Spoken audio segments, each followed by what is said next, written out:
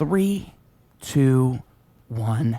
Hello and welcome to Ruse Radio episode 113. We are back at it again with a very special guest. Special guest, please introduce yourself, sir. I am Ron Bloom, comedian, producer, and I am just thrilled to be here. Yes, thrilled to be here, he says. Well, Ron Bloom, I am thrilled to have you here. I have all sorts of questions, but you were telling me right before we started here that you produce shows, you're a producer, and that you got started with your first show in the Red Room. So what's the story with that? How do you get your first show that you produce? Like, because I imagine that's a key moment in that whole thing. Yeah, so the year was 2019, and I started doing open mics, shut down for the pandemic, got this job. It was at the airport, rental car company. We don't need to name them, but started working with this guy who's now a good friend of mine. His name is Rahul Thakar. And he's an actor / comedian from the Chicago area. And you met the car through the car rental company? Oh yeah, we worked together in this big garage. Like we would just goof around, and he had kind of same interest, comedy, and so one day, we kept in touch, and he told me, hey, this comedy club opened up. I think it was 2001. Comedy club opened up not too far from your house, because we had just moved to Evanston. And he said, why don't you come down for the open mics and such? Started going there every Wednesday. Amazing open mic. It's kind of reopened my eyes. And maybe a year later, we just decided we produced together our first show at the Red Room. It went really well. He travels because he acts. He's all over the country. But I started doing it myself. Had a few more at the Red Room, and that kind of opened me up to different locations. But yeah, went really well. It's an amazing room. So. And just random comedians going up to them that you already knew, or people that you know, and just kind of picking, like, how does it go about putting a show together? Like, how'd you approach that the first time? Oh, gotcha. So, Raul, he knew a few people, and we kind of said, you pick half the people, I'll pick the other half, because I kind of went out to more open mics in my first year, kind of met more people than he knew, and I had like certain people that I wanted to do the show. Yeah. Like these really excellent people. And yeah, I just kind of put that out there. Hey, we're doing a show, and I don't know if you know Khalil. You know Khalil? I don't know him, no. Khalil Faruqi. He used to book for the Red Room at that time. He's real good guy, real good mentor. You should definitely have him on here sometime. A wealth of knowledge. So he kind of helped us put together the show, kind of helped us what needs to be on the flyer, who you should book, kind of what the host needs to do during the show to keep it going. We just kind of reached out, see who was available, and we put together a great lineup. So nice. Yeah, and all took off from there. Yeah. It was the start of my new life. Yeah. It was the best of times, and it was the best of times. It was just the best of times. This is the best. It's fun though. It's fun to find something like that. That's what's so nice about it. Because sometimes those are things you didn't even realize you could do. Right. Like I remember I put together a show once, and it was called the Midsummer Cash Bash, and it was like a thing where I knew if I say we're giving away money, if I say anybody who comes can win money. You can trick everybody into staying till the end of the night. It's genius because you have to say during it, hey guys, if you go home, you can't win the money. You got to stay till the end. That's when we're going to say your name. So one, perfect. But the other thing is people are coming because they can win money. So it's a genius. It just depends how big the pot is. Like how much can you contribute to this giveaway? Because if you say we're giving away $250, that sounds a lot better than $100. Stuff like that. But that was the show I did, the Midsummer Cash Bash, and it was just a bunch of rappers, and it was that. And then I remember I got like a food truck. It was so stupid because I didn't get the food truck until like 3 days before, like 2 days before. I didn't realize like you have to do that way in advance. Right. Yeah. So I'm like calling last minute to food truck places, and there was one that was like, "Oh yes, we'd love to, to," and I'm like, "Yes." What was it? What kind of food? Mexican food. Oh yeah, it was great too, and that was like That was a hit with the people. When you announced there's food out back. I'm telling you, that is my go-to after a good show. Used to produce shows at Surge Billiards, and after Surge, since I live in Evanston, I would take Pulaski all the way up, basically to get home. And Pulaski and Lincoln, if you take a right onto Lincoln, couple lots down, there's a food truck, the best tacos in the city, swear to God. That used to be, I used to look forward to that after the show. Like, okay, I can breathe now. The show's over. It went well. Let me scoff down some street tacos, Maron. Yeah, street tacos would be like the way to end it. It's like a cherry on top. It's like rather than eating like ice cream or being indulgent, you're eating a taco, a street taco. Oh. You can't go wrong with that. My God. There's a victory taco. It's fresh, fresh and piping hot. Oh my gosh, street tacos really are something else, aren't they? It's like a whole different animal. You can't find that. I'm telling you. Unless you're on the streets. Yeah. Street food. And you know what's sad about Chicago is that you don't have street food like you would in New York because of the way they regulate it. Like it's so hard to have a food truck in the city rather than in New York where you can do it easier, which is kind of sad when you think about it. Like you'd actually have a lot more of those if they didn't do that. Yeah. There'd be a whole bunch of those guys. Maybe that's why there's the law, because like if it didn't exist, you'd have a row of them down every street. I love the you ever got elote? It's the street corn with all the stuff on it. Oh, yes, I have had that once, yeah. There was, 100 years ago, back when I lived in, I was telling you earlier, Diversey and Pulaski, the corner there, the guy used to come with the cart, and you'd hear his horn, so you heard him coming up the street, and then you'd kind of rustle around, see if you had cash, and then, the street elote, and oh, my God, so good. Oh, so good. But yeah, those little carts and the fresh fruit that's available on the streets and stuff. You can't beat that. It's funny because I literally have that right around the corner. Literally, like if I walked outside, I mean, probably not now since it's maybe today, and today's a little warmer, but you got those guys sitting right there. Right. Right. And you can just buy it. Yeah. You know what's crazy? I haven't done it once, and you're making me crave it right now. I'm actually sad I haven't done it because that stuff is so good. That elote was so good. Oh, and my I had God. it one time. I'm uncultured. Well, that's okay. You're in the right place, though. It's Right. The opportunity is literally around the corner. Yeah, that's the beautiful thing about living in Chicago.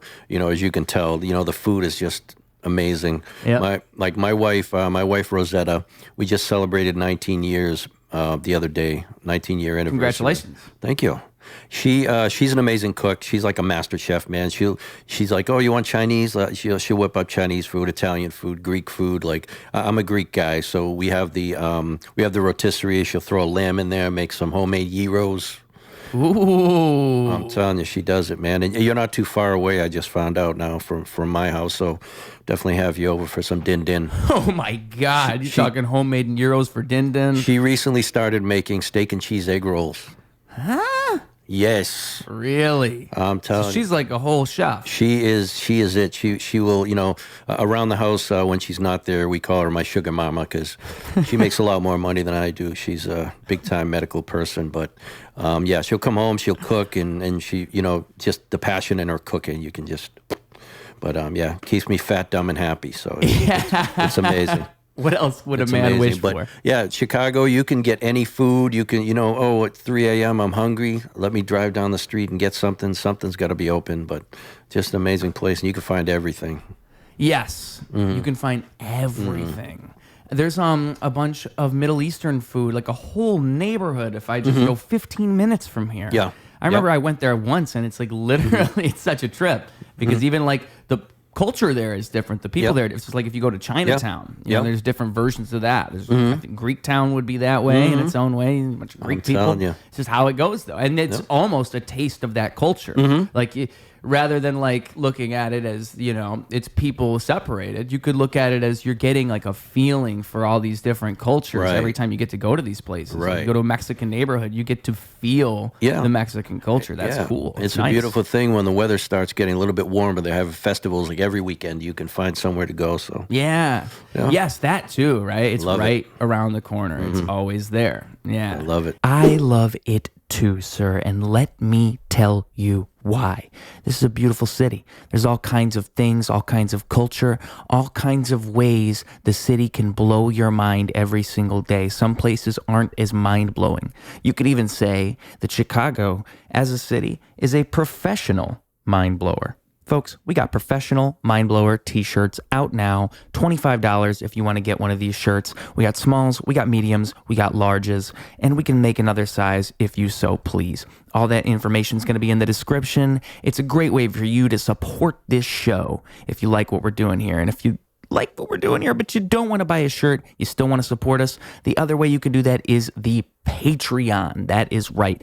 $5 a month, the price of just a drink at the coffee shop or the bar. And you can support my dream, support our dreams, okay? Because the show is about a community, folks. I'm trying to bring people together and highlight people's talents and just, put people on. That's what's so cool about something like this, is I can use what I'm doing here to put other people on and to get to know other people and get to see the immense creativity that is this world. It's all over the place. It surrounds you at all times. So just keep an eye out for that, okay? Keep an eye out for the creativity. Keep an eye out for the Patreon. And let's keep an eye out for Chicago. It really is awesome. That is one of the things that attracted me to here, truly. As I remember thinking, when I go to Chicago, I experience so much culture and so much creativity in such a short period. I would always experience that every time I visited.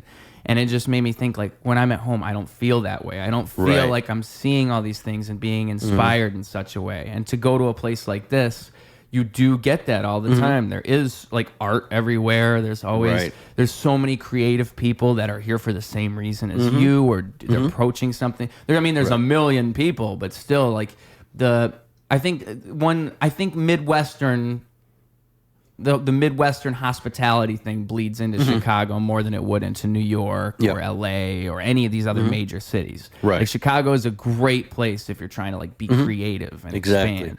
Yeah, and you can feel it in the air. Yeah, we're pretty spoiled when it comes to the Chicago comedy scene. I can't imagine it being any better in New York or LA. Those are probably the big three hubs. But yeah, being here, there's I compare it to back, I'm from Massachusetts, been here about 10 years now.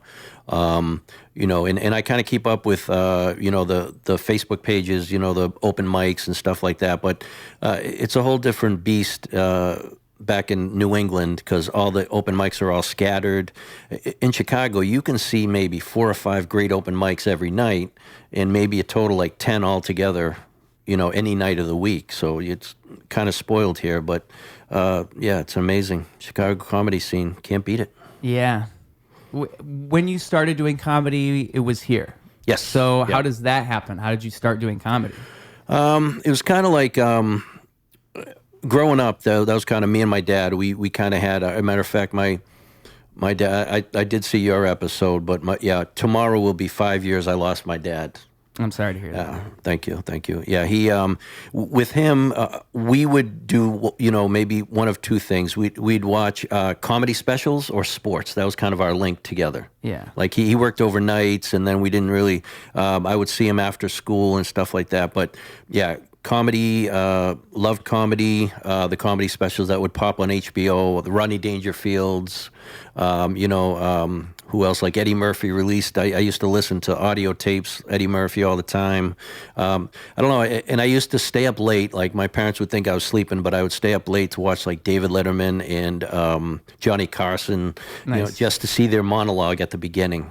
There's 5 minutes. They'd put all these jokes in there, and it's just kind of stuff that I can joke about the next day at school. It was kind of the clown in me, but yeah. And it just you were stealing jokes. Yeah, pretty much. Yeah, school. That was it. And it's funny. I did the same thing with Yo Mama jokes. I would look them up, recite them. Yep, absolutely. They need to be passed on, recycled. You know what I mean? Yes. Saving the earth one Yo Mama joke at a time. But Yo Mama's so ugly. When she's in the shower, they could film Planet of the Apes. I remember that one. I liked that one a lot when I was. Your Mama's so ugly. When she cries, the tears go back because they don't want to go down her face. my favorite of all time. Your Mama's so fat she jumped in the air and got stuck. Ooh. Oh, there was. I'm pretty sure at one point, if I remember correctly, there was an MTV show called Yo Mama. Yes. Yeah. Yep. Yeah. Yeah. That you could bring that back now, I would argue, and it would actually probably do way Yeah. better now. Yep. People would get it now. Back then, they didn't realize what they were getting. Like, that's comedy gold. Yeah, and I'd love to see it on like a network where you can swear. You know what I mean? Yeah, you got to be able to Gotta go all the let way. it rip. Yeah. You gotta let it rip. Yeah. But anyway, so you saw those comedians. You would stay up late and you'd watch those comedians. Yeah, Well, I guess talk show hosts. Yeah. Yeah, and in 2019, my dad was sick, and I've always told my wife, like, I want to try an open mic here and there, and then I saw this advertisement. There was a place called Patsy's. It was on North Lincoln. It's no longer there, and they would do a Friday night open mic, and I tell this was part of the very first joke I said. Yeah, I told my wife I wanted to do an open mic. I think I can give 4 good minutes, and she says, yeah, that sounds about right. But yeah, so that's kind of where it led, and like 2019, I was able to film a few of my performances on the open mic and send them, and my dad was able to see me do that a couple times, and his only comments were, "You need more zingers." Like he was a big Henny. You remember Henny Youngman, the comedian with the violin? Yeah. Yeah, he would say stuff like. My wife said she wanted to go somewhere she's never been before. I said, "How about the kitchen?"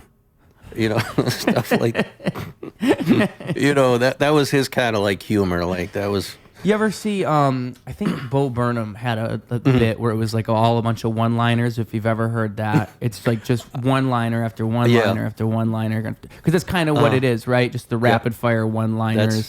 Just hitting them real quick with a bunch of different ones all at once. Right. Isn't it Sam Kinison? No, I don't think it's Sam Kinison. There's somebody who did Wright. Stephen Wright. Yeah, he used to, and his voice was like, he'd be like, "Someone broke into my house and replaced everything with exact duplicates." That was his line. He was the guy on the couch in Half Baked. Oh, really? Yeah. Oh, Yeah, but he was a big influence too, because he was from Boston. I grew up like outside of Boston on the North Shore, but he was a big influence. And I don't know if you ever heard of Emo Phillips. He's from here, from Illinois. Yeah, he used to have this bowl cut and this long hair, and he used to talk like this. I used to go to. I went to the hardware store and I told the guy, this riding lawnmower is stupid. And he said, next time you get on top. See, it's that kind of stuff that I would listen to. Like most people, they get their first car and they're listening to music and blasting it. And I'm listening to like comedian audio cassettes. Yeah. Yeah. And did you, that's funny. Because I don't even really listen to music all that much as a musician. I'll listen to podcasts and things like this. It's what my brain listens to. For you, it's comedy. It was always comedy. You would you wouldn't listen to music. Yeah. You'd listen to comedy instead. Right. Huh. Yeah, that was it. Is it still that way? You still like mostly listen to just comedy all the time? No, I don't listen to too much, but when I do listen to, I've got like the same stuff that I listened to growing up. Like on the way here, EPMD's greatest hits. Yeah. I still buy CDs and audio cassettes when I can. I don't know, nostalgic in me, but yeah, I listen to like that. That's how it all started for me with music. I think I was about 10. The year was like 1981 or 82. Run DMC, kind of they were kind of coming up, and yeah, it was just rap music. Like I used to go every Tuesday in Massachusetts. They'd release all the new music in the music stores. You'd go there and see what's new, because we'd get it like a week after it popped up in New York. So we would get like the new vinyl would come out. Yeah. Run DMC, and I don't know if you remember this, probably not. There used to be this battle, Roxanne Shante versus the real Roxanne. No. And then they used to put disc records out against each other, and then you'd go there. One would be called like Roxanne's Real Fat or something like that, and then you'd see what would pop up next. Roxanne's a Man or something. I don't know. Yeah, it was this crazy beef that was going on. But yeah, that used to be it. Like Eric B. and Rakim, the greatest rap album ever, Paid in Full. I still listen to that this day in my car. Like, and every track is good. you know, you can't beat that. Like it's stood the test of time. I don't know how many times and how many forms I've bought it. I bought the vinyl probably half a dozen times. The CD I have, you know, the cassettes. I don't know how many I've worn those out, but yeah, that was it, man. It was music and then comedy. Yeah, so that was it, man. Like rap music and comedy. Rap music and comedy. Yeah, that could be my special, man. I'm in the same place right now. I'm a rapper with comics on my podcast. That's what There I you do. go. Yeah. But I think they blend well, truly. Yeah. Like, I actually like doing rap at the comedy open mics for some, like, strange reason. I've learned this. I think comics understand what I'm doing Yes. in this weird way. Because I think we They get appreciate it. Because putting together jokes, it's similar, man. It's you know, you want to put them together, use the right words, put them in the right structure. It has to flow. It's got to have a setup, a punchline. You know, so it's very similar, man. Wow, I never thought about the setup punchline thing, because everything in hip hop kind of is a setup punchline. Yep. When you think about it, like, and it usually comes organically. I'm sure comedy's the same way, where if you're not thinking about, like, you can work towards a punchline, don't get me wrong, but a lot of the time the punchline kind of comes with the process. Like, oh, you're stringing together the words, and then oh, that's what it is, and then it literally just comes in that one moment. Exactly. But wow, because you know, it's funny because I always say this, but it's nice to hear someone else reflect the idea back at me. Yeah. Because I really think it. I really think, and I think some of it boils down to the fact that, like, everything in a way is sort of universal, especially in arts, right? Like, I think improv is kind of the unifying thing in hip hop and comedy in a lot of ways. A lot of it is also improvisation, where you're learning to be in the moment and you're learning to do things there, and then, like,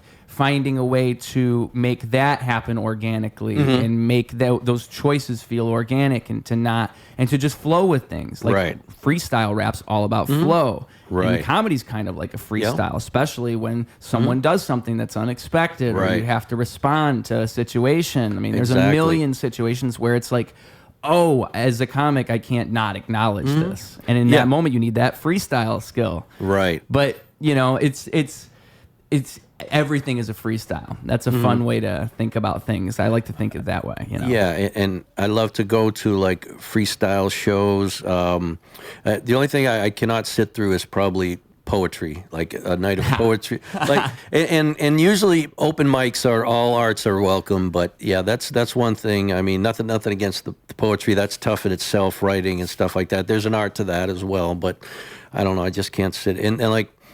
Can't sit through a lot of improv. Like, I don't know.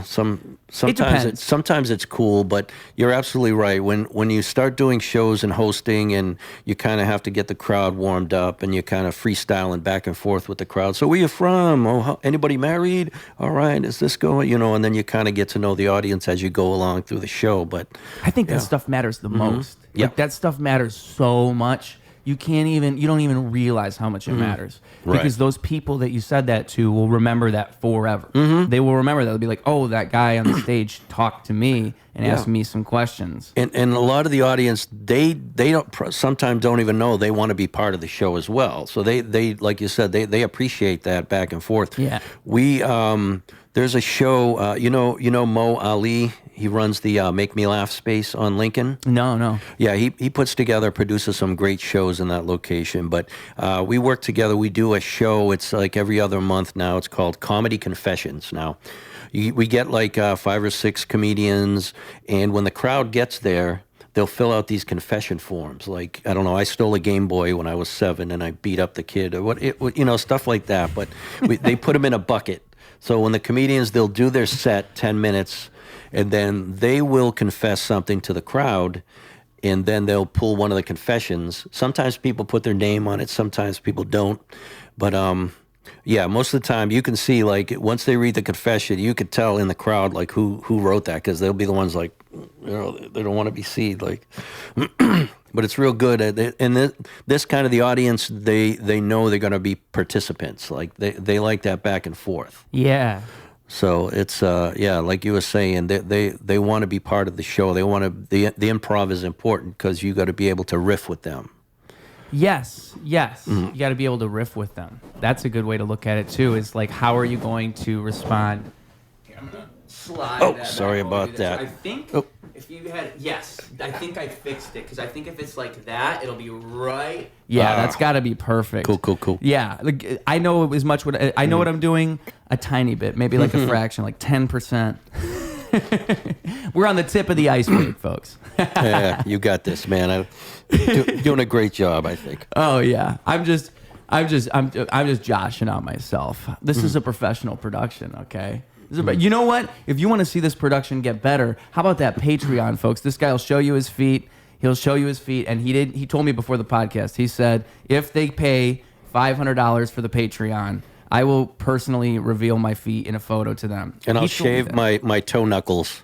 And when I heard him say that, I was like, "Are you sure?" And he was like, "You know what? Anything for you guys." That's right. And there's a special 2 feet for $750. I was touched. I was like, is he really gonna do that? And you know, that's the joy of life. Is sometimes people shock you. Sometimes people give you a nice little reminder. Are there any comedians in the city that you really like that like stick out to you? Oh yeah, I love Anthony Bonazzo. You know the name?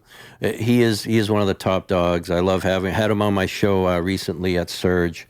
But he's great if you can get him. He does all the big rooms, and he goes all around the country. So if you can get him on one of your shows, it's amazing. But, yeah, I love to see him at the open mics, and he's doing the work. And then you see it. He's got a great special called North Side, South Side. It's on YouTube. I think it's on Tubi as well. But, yeah, he's one of the Ruben Ramirez. He's one of the hardest working guys. He's all over the place. Him and Ruse Radio got the same initials. Yep. Double R. Ruben Ramirez. And what is his comedy like? He's kind of like a storyteller, but it's funny. It's relatable. Yeah. You know, and both those guys, it's kind of relatable, and they're just really cool guys, and you can tell. And I don't know if you know Vic Pandya. Uh-huh. He runs. I know he runs a couple shows at the Comedy Bar, but yeah, he's one of the hardworking guys too. He travels a lot. He's one of my favorites. Yeah, there's a lot of guys, man, in the city. Like I said, we're kind of spoiled being in Chicago.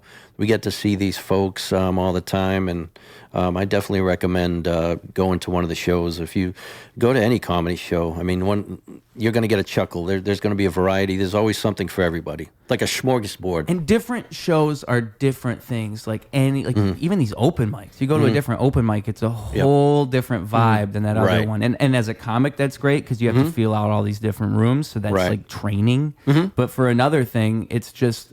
Even if you're a spectator, even if you're not trying to, like, an open mic's an easy one. That one's free. Yeah. Anybody can go to an open mic. You don't have to sign up. You can just watch them. Right. And sometimes I think like even in environments like that, you see a whole different type of energy, even where it's a little bit more loose and people are having a little bit more fun with it. Whereas you go to like more of a bigger showcase or a bigger thing, and it's a little more refined. Right. Sometimes the open mics are more fun. Right. Truly. Yeah. No, absolutely. And but just in general, like it's always it's like you said, a smorgasbord. There's always something different out there. Yeah. And somewhere like here, it's all over. And in New York, it must be crazy. I mean, I've heard like there's like 3 open mics on the same street and things like that. I'm sure there is, based on the population. Kind of the math checks out. Absolutely, yeah. One of these days when I don't travel too much, but yeah, I want to go back home and do some comedy. I went home on vacation with my wife to see my family last year, 2023. Yeah, we're in 2024 still. So yeah, 2023, went there for a week. Was supposed to do some comedy, but the day of, the city decided to rip up the sidewalk in front of the comedy club, so that was canceled. So kind of went, thanks a lot, Massachusetts. Salem, Mass. Wow. Yeah. Wow. Sons of witches. But yeah, it's definitely want to try some different open mics, different cities when I travel, if I travel. But yeah, it's an amazing thing. And like I was saying earlier, there are great open mics like every night of the week. Some of my top ones, I don't know if you've been to Shakers on Monday night. It's on Clark, run by Derek J. Amazing open mic, one of the best in the city. I definitely recommend it. They have a great list, and then in the middle of the list, they'll have someone do a feature, 15 minutes. And yeah, he's one of my favorites too. Derek J. If you don't know Derek, he's totally funny guy, really nice guy. Definitely one of the legends in the Chicago area. Take a Shot open mic at my buddies. I don't know if you've heard of that. Sunday nights. Mm-mm. Yeah, they pick maybe, I think it's 3 or 4 folks every week, and then they have at the end of the month they compete for I think it's a spot at like the Laugh Factory, and then second place is like a big bottle of booze. So win. How could you lose? Yeah. Yeah. Logan Square has a good one on Monday nights as well. Leah Berman, very funny lady, one of the bad moms of comedy. Actually from Massachusetts as well. Grew up not too far from where I grew up. But yeah, very funny. The Logan Theater, Monday nights, another great one. And of course, Power Hour. We were talking about that earlier. That is legendary. Power Hour. You will not find that anywhere else. I don't even know in the country. The basement of the FDR on Cortland Ave, FDR, American Legion, or VFW, one of them, every Friday. And they have music playing, and it's amazing. Well, dude, okay, so I went there yesterday. I was there yesterday, and I wish I had recorded my set. I'm so ashamed because it would have been, dude. I'm always like, again, for some reason in my mind, I'm like, oh, this might not be good. This might not be good. Maybe I shouldn't record this. This might be bad. And then my phone, I forgot to bring the charger because normally I work Fridays. So I was going to work. I get to work, and I'm a server, right? So I get to work, and my boss says, oh, hey, you want to go home? Like, there's nobody there. So I'm like, okay, yeah. And then I remember, oh shit, Power Hours on Fridays. I still haven't went. Maybe I ought to go. Maybe this is like telling me to go, because if I go home, the way that I don't have a car, so the way the navigation would work, I'm not going to go home and then go back out. Right. It's either I stay out and then I go to Power Hour, or I just go home. So I had to like think about it for a little bit and then decide to go. And so, okay, there's all that in my mind, and then I'm there, and I'm just like, oh, this is going great. And it was, I had already seen that they did a live band thing, so I'm like, okay, well, because normally when I'm going to these mics, it's like I have songs and I'm performing my songs, and I know that I can control. I know that's going to represent my skills properly. Okay, that's how I'm thinking about it. This is going to be, I won't embarrass myself, essentially, because I don't want to be that white rapper that's like, oh, God. Truly, that's what they're expecting of me when I've seen it happen there. They're worried as soon as I start rapping. I know they are. And so I can't disappoint. And so usually I have my songs. But I was thinking like, oh, this looks like not that type of setting. And then like I messaged their account and I said like, hey, can I do music? And they said, if you want to jam with the band, that's cool. Yeah. And so then I'm thinking like, oh, I don't know. And then I talked to Rachel Thomas show. Yeah. And she says to me like, I don't know if they'd want you to like perform a song, but they would let you, like, they'd want you to jam with them, like maybe. Oh no, you know what it was? Is that I freestyled. I had like done a freestyle rap about chicken nuggets in front of her, and she was like, "Oh, you should do Power Hour. You just did a song, or you just did a whole rap about chicken nuggets. Like you do great." And I didn't understand what she meant, and when she said that, until I was in that room, you could just rap about chicken nuggets for 4.5 minutes. They would eat that up, and like the thing is, that's my shit right there. Like, dude. If you're telling me I rap about nothing, we're just like doing like a fun rap, that sounds, and then add in the fact that it's like everybody's drinking, so everybody's already having a good time.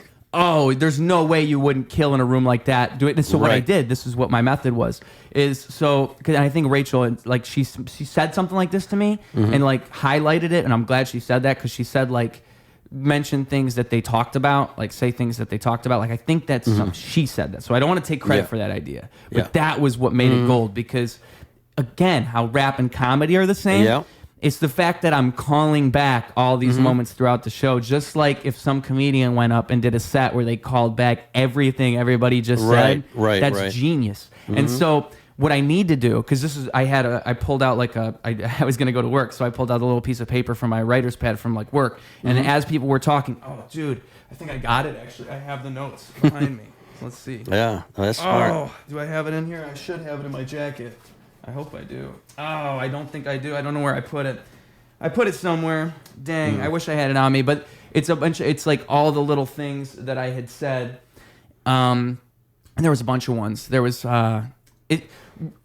really what my method was is anytime anybody said anything that stuck out, like that was a highlight, I would write that down. So like something about red pants, because she said, At a certain point after 5 days during my period, I just give up and I wear red pants. And so I made sure to write down red pants because people are going to remember that. Yeah. Like little things like that, where it's like someone named Femi. I'm sure you know Femi. He said something about a sore asshole. Everybody's going to remember Femi saying sore asshole. You got to write that one down. You know, the one, so they did post a little clip and I recorded it, and it was ketamine on Thursdays. That one got a big pop. So really what it was is I wrote down, because he said, is it Devon? I think it's Devon. I don't want to get names wrong here. I'm terrible with names.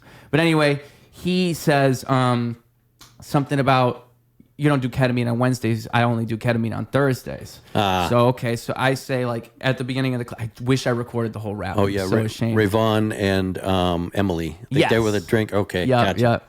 And so I said, I mean in the worst way.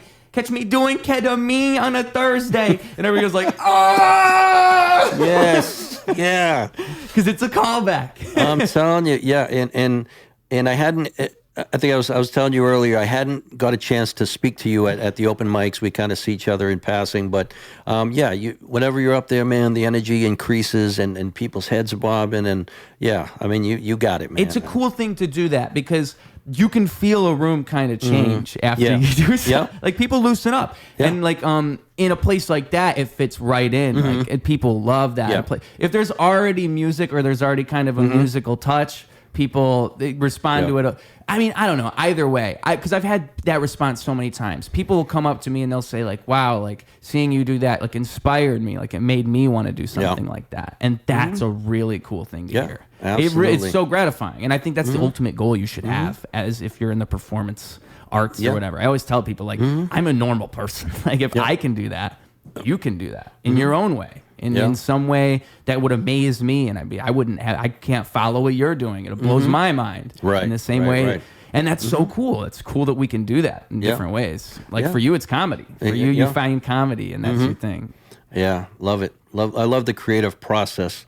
I mean, if I could, like, my dream job is to just, like, sit there 9 to 5 writing jokes and having someone else perform them. Like, that would be my, like, you know, the Late Show. I write the jokes and let them do that. That's my ultimate Why goal. Is it that? What is it about that job? I don't know. I like the delivery. Like, I like the writing process, where you can toy with something till you think you've got it right. You can go up on stage and perform it. Doesn't land. Let's try this word. Let's flip it and do this part first. Or, you know, I don't know. It's just the delivery. I need that instant gratification. Like, I need to know that it hit. You know, and at a show like that, you'd get to do that every week. Like, oh my God, absolutely. Yeah. Have you watched those shows like your whole life, I imagine? Pretty much. Not so much recently as I've gotten older. I don't know. It's just too much political talk on those things now. I don't know. They changed a lot. They didn't used to be like that. You know, like what's I remember I think it was Jimmy Fallon. He was the one who stayed off it for the longest. Like, if I remember this, because I remember thinking they're all political. The only one who's not doing it is Jimmy Fallon. And I remember reading that he just didn't want to do the Trump jokes. He just didn't want to do them, because the problem is they're all making the same topical joke. It's not even like they're approaching politics in a different way. They're all you can predict what they're going to talk about. Yeah. And it's kind of a shame, because they didn't used to be that way. Yeah, and that's the way it is with open mics. Yeah. For the next week, it's going to be that kid Luigi who killed the CEO. Truly, that's going to be so true. It was Pete Diddy for a while. It was Matt Rife. It was Kill Tony talking, you know, at the Trump rally, talking about Puerto Rico. That, you know, and that was it. But I mean, I understand the need. Like, you have to kind of keep it fresh and topical and stuff like that. But yeah, like you said, you can kind of sense the pattern that's going to happen. Like. And in a way, it's fun, but in another way, it's like, you know, unless you have a super duper original approach that's really good, you know, you have to knock it out the park. Again, I'm the white rapper, okay? Yeah. You gotta knock it out the park here. And it's hard to do that especially with the political, or not the political, but the topical humor, because it's right off the top of your head, right in the moment. Yeah. You know what? There was one that really I'm not going to forget, because I remember I was at Red Room. I think it was the first time I performed there, actually. And I remember Liam Payne from One Direction had just passed away. Right, And so I right. found out at that show. I didn't know. I didn't see it on my phone or anything. And he said, for everyone here, like, just so you know, Liam Payne from One Direction passed away. Yep, sorry you had to find out this way. And it says that he fell off a balcony. It sounds like he went one direction, and it was down. That was a good one. Yeah. That one, I was like, you know what? I'm glad I found out here. Yeah, I love the creativity, man. That's one thing I do love about the scene. I mean, you can have like 30 people on an open mic list, and they'll all have a different take on things. Yes. You know? Yes. And that goes to the creativity of comedy too, because I think comedy is, again, like rap, it's very based on your individuality and what you can bring rather than what someone else can bring. There's something about your essence, like the way that you utilize your personality and the way that you kind of create your stage persona, and you make that stick out and have its own voice in a way. Like comics often talk about like finding their voice, and the hip hop, you find your voice too. It's the same. Like, and that's a super good thing, I think, even for an individual, because you kind of carve something out. You create something over time. Comedy, you have to go on stage and chisel it out slowly. Yeah, and I think the important thing in comedy is to lean into who you are. Kind of like, I'll go up and like, my thing is, okay, I'm an old man, I'm married, my kids, F them kids, one of those kind of things. That's kind of like the big thing. Like, my kids are older now, and this kind of the old man, the marriage, the kids, and boy, do I hate, that's kind of been done a lot, the grumpy old man type thing. Boy, I hate when this, but try to, and what I try to do is throw people off, or I'll talk about like young people stuff, and they don't know how to handle it. It's pretty funny. I don't know, like if I got up and I said, yeah, I went to school today, and I da-da-da-da-da-da, like, people, too many of those jokes, people just, they won't buy it, because look at me like, yeah, okay, you went to school today, whatever. But you just gotta kind of lean into who you are. You know what I mean? I think if you can concentrate on that, and you kind of develop your own personality, and that kind of takes time. I mean, you got to figure out who you are on stage. So, and just being comfortable on stage takes time. Yeah. Oh yeah. Yeah. Definitely.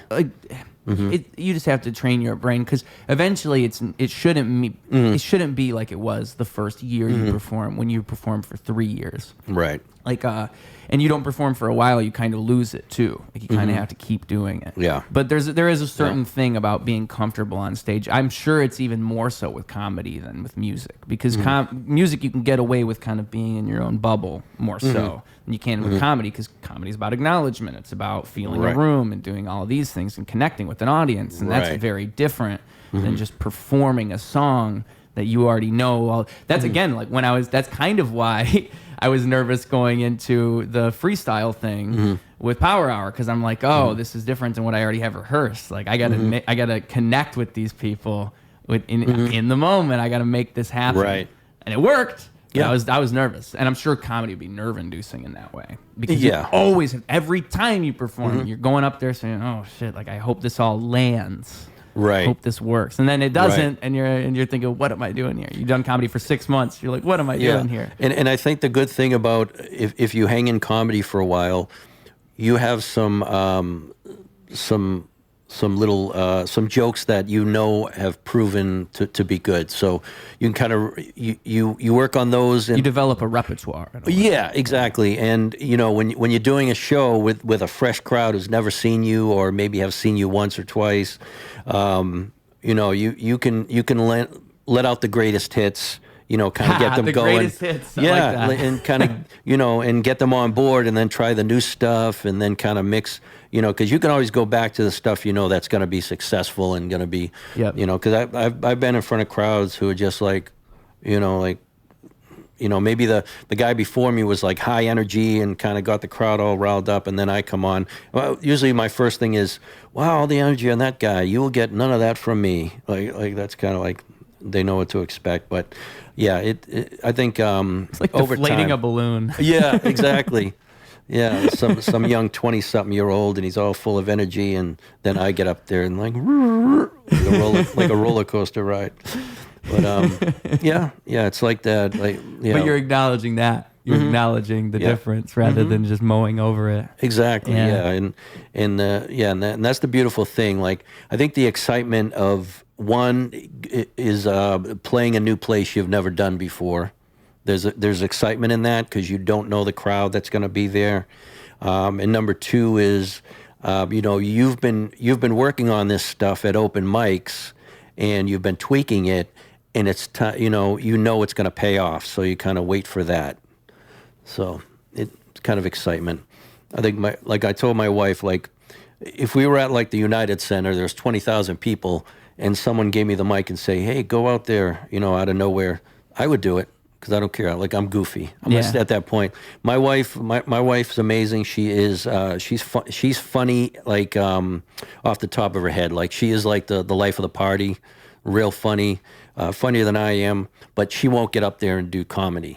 Like, she's more spontaneous. Like, I've tried to get her up there, kind of do like a team, like a duet kind of thing. Because nobody's ever seen that. And a lot of my material is kind of like, because my wife is half Native American, half African American, so I get a lot of tread off of that too. So, like, my big thing is my wife, if it rains tomorrow, we know who to blame because my wife went out dancing last night with her friends. So, a lot of stuff. But yeah, that's my one goal is to try to get my wife on stage with me, to kind of do a duet. Yeah. That's fun. So I think a mixed race married team of comedians that. Yeah, there's a lot of promise in that. Just as a concept on paper. Yeah. And I told her, I said, here's what we'll do. I'll go up and I'll do my set. You just have to sit behind me and roll your eyes like you do when I tell you at home. Like, I swear to God, hey, I came up with this new joke, da da da. And she's like I can't do it. She has a black belt in eye rolling. I can't do it, but. She's like, like I always know. I know it's going to hit with the audience when she's like, So. It's funny because you're right. You're right. That would be like a really fun dynamic to put on a stage, like a husband and a wife, and the wife is not. She's really not trying to hear all this, but also she's funny. Like, because you'd have to just like tell her, just act like you are at home. Just be spontaneous, just like you are at home. Yep. Don't try to act different. Don't try to do anything else. Right. Just be yourself. Yeah. You'd have to get her to do that. Yeah. Yeah. Just sit on the stool behind me and just do what you do at home. We'll be good. Yeah, trust me. Just trust me. She's like, what the fuck are you talking about? Yeah, that's it. Most of the time. About? Yeah. That's the dumbest thing I've ever heard. Like, no, trust me. It's my grand vision. You really work. Because you're right. That would, if you got it right, that's like a whole stage show. Like, you could have a show that people go and see that's literally just like a husband and wife mixed couple show. Yeah. And advertise it as that. And just that alone, just on the face of that, like a comedy show about a husband and wife and they're a mixed couple. A bunch of people are like, oh, that's cool. I wonder what that's all about. She's got like a celebrity name already, Rose Bloom. Oh. See there? So it's either porno or comedy. So I was thinking the same thing about your name. Ron Bloom, porn or comedy. Same thing. Rose Bloom, Ron Bloom. They're both like golden porn star names. They don't even sound real. That's how good of names they are. Sometimes you'll have names like that where you're like, wow, your name is perfect for the stage. You were made for this. Yeah. Tiger Woods. Like, that's a famous person name. Tiger Woods. That's like one of the coolest names I've ever heard. Ron Bloom, Tiger Woods. Like, they go together well. You can see what I'm saying, right? So yeah, Rose Bloom and Ron Bloom. And I wonder what would you call this show? Do you have like a concept name? Do you ever think about like what would it be called? I wonder. You'd have to, because your dynamic is like, okay, it's a husband who is like goofy. And he's trying to tell the wife the jokes, and she's so over it. What do you call that? Like maybe marital bliss with a question mark? Ooh. I don't know. Something like that. Marital bliss? Yeah, marital bliss is good. Or like marital bliss with a question mark. Oh, that's really good. That's a good one. I like yours. Because then like again, like it gets all the married people. They're like, oh, we've been fighting. We should go see this. I've been trying to get this show together for a couple years now, where we have a lot of like comedy couples in Chicago. There's like 3 or 4 that I know of. They're couples who they both do their own comedy and are real good. So I'm trying to get everybody on the show. I was originally a couple years ago trying to get it for Valentine's Day. You know, some of the couples couldn't do it at that time. They're trying to get it different times. But yeah, that's another goal of mine, is to get the. And I had a good name for it, but I cannot remember because I'm old. But it'll come to me at some point. I had a good name for it.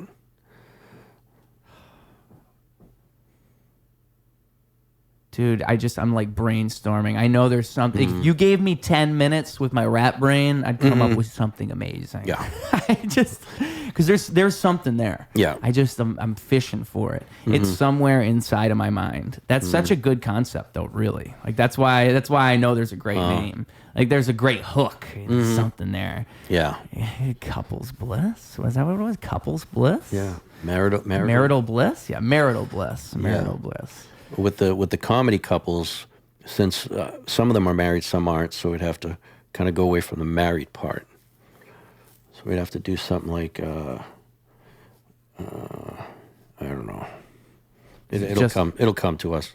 Well, I was thinking like maybe later. like along the lines of couples therapy. Like if you could find like a pun or a way to twist that word, like couples therapy into like, because like it rhymes with like terribly or like fair. Like if there was a word like that would make Comedy. Couples comedy. Couples comedy. That sounds like Forrest Gump, though. I kind of like that. And he's like, how do you say it? Comedy? Why? Is it French? Going to comedy, Jenny. Jenny. Yeah. You know, I don't know if you could like, that makes me think. Honestly, truly, like if you can do that in a comedy movie now, like even like back in the day, not even a comedy movie, but like what made Leonardo DiCaprio famous was him playing a mentally handicapped person. Gilbert Grape, yeah. Yeah, I don't know if you could like play a handicapped person anymore. Now they just hire the handicapped person. Yeah, that's what I was gonna say. Now they'll get mad because there's someone you could have hired. That's really. Yep. Did you see that movie Peanut Butter Falcon? Yeah. That was a good one. I love that one. Before Shia LaBeouf went off the deep end. Yeah. Yeah, that guy, man. Yeah. Shia LaBeouf is a funny guy to like just like he's a true artist. Yeah. In the same way that like someone like Kanye West is a true artist. Yeah. Like you can't, you got to observe them as a whole before you start evaluating the single decisions they make, because like it's that wild mind that captures this moment and creates this art. And so if you like Shia LaBeouf's movies, you can't hate him entirely. Just like if you like Kanye's songs, you can't entirely hate him. Because there is something that's it's all part of that crazy mind that they have. Like artists generally, it's why I like talking to comedians. Comedians are weird people. They just are. Yeah. And you want weird people in your life. You want people with stories, people with a different perspective, people that look at things in such a way. Exactly. Whereas like you can find that in the arts often. You can find that in people that are thinking in different. That's why they do comedy. That's why people make music. That's why people like Shia LaBeouf do the crazy. Actors are known for being crazy too. They're known for having crazy stories and having crazy personalities. Eccentric. Yeah, eccentric. Just look at Jay-Z now. What a wacky guy.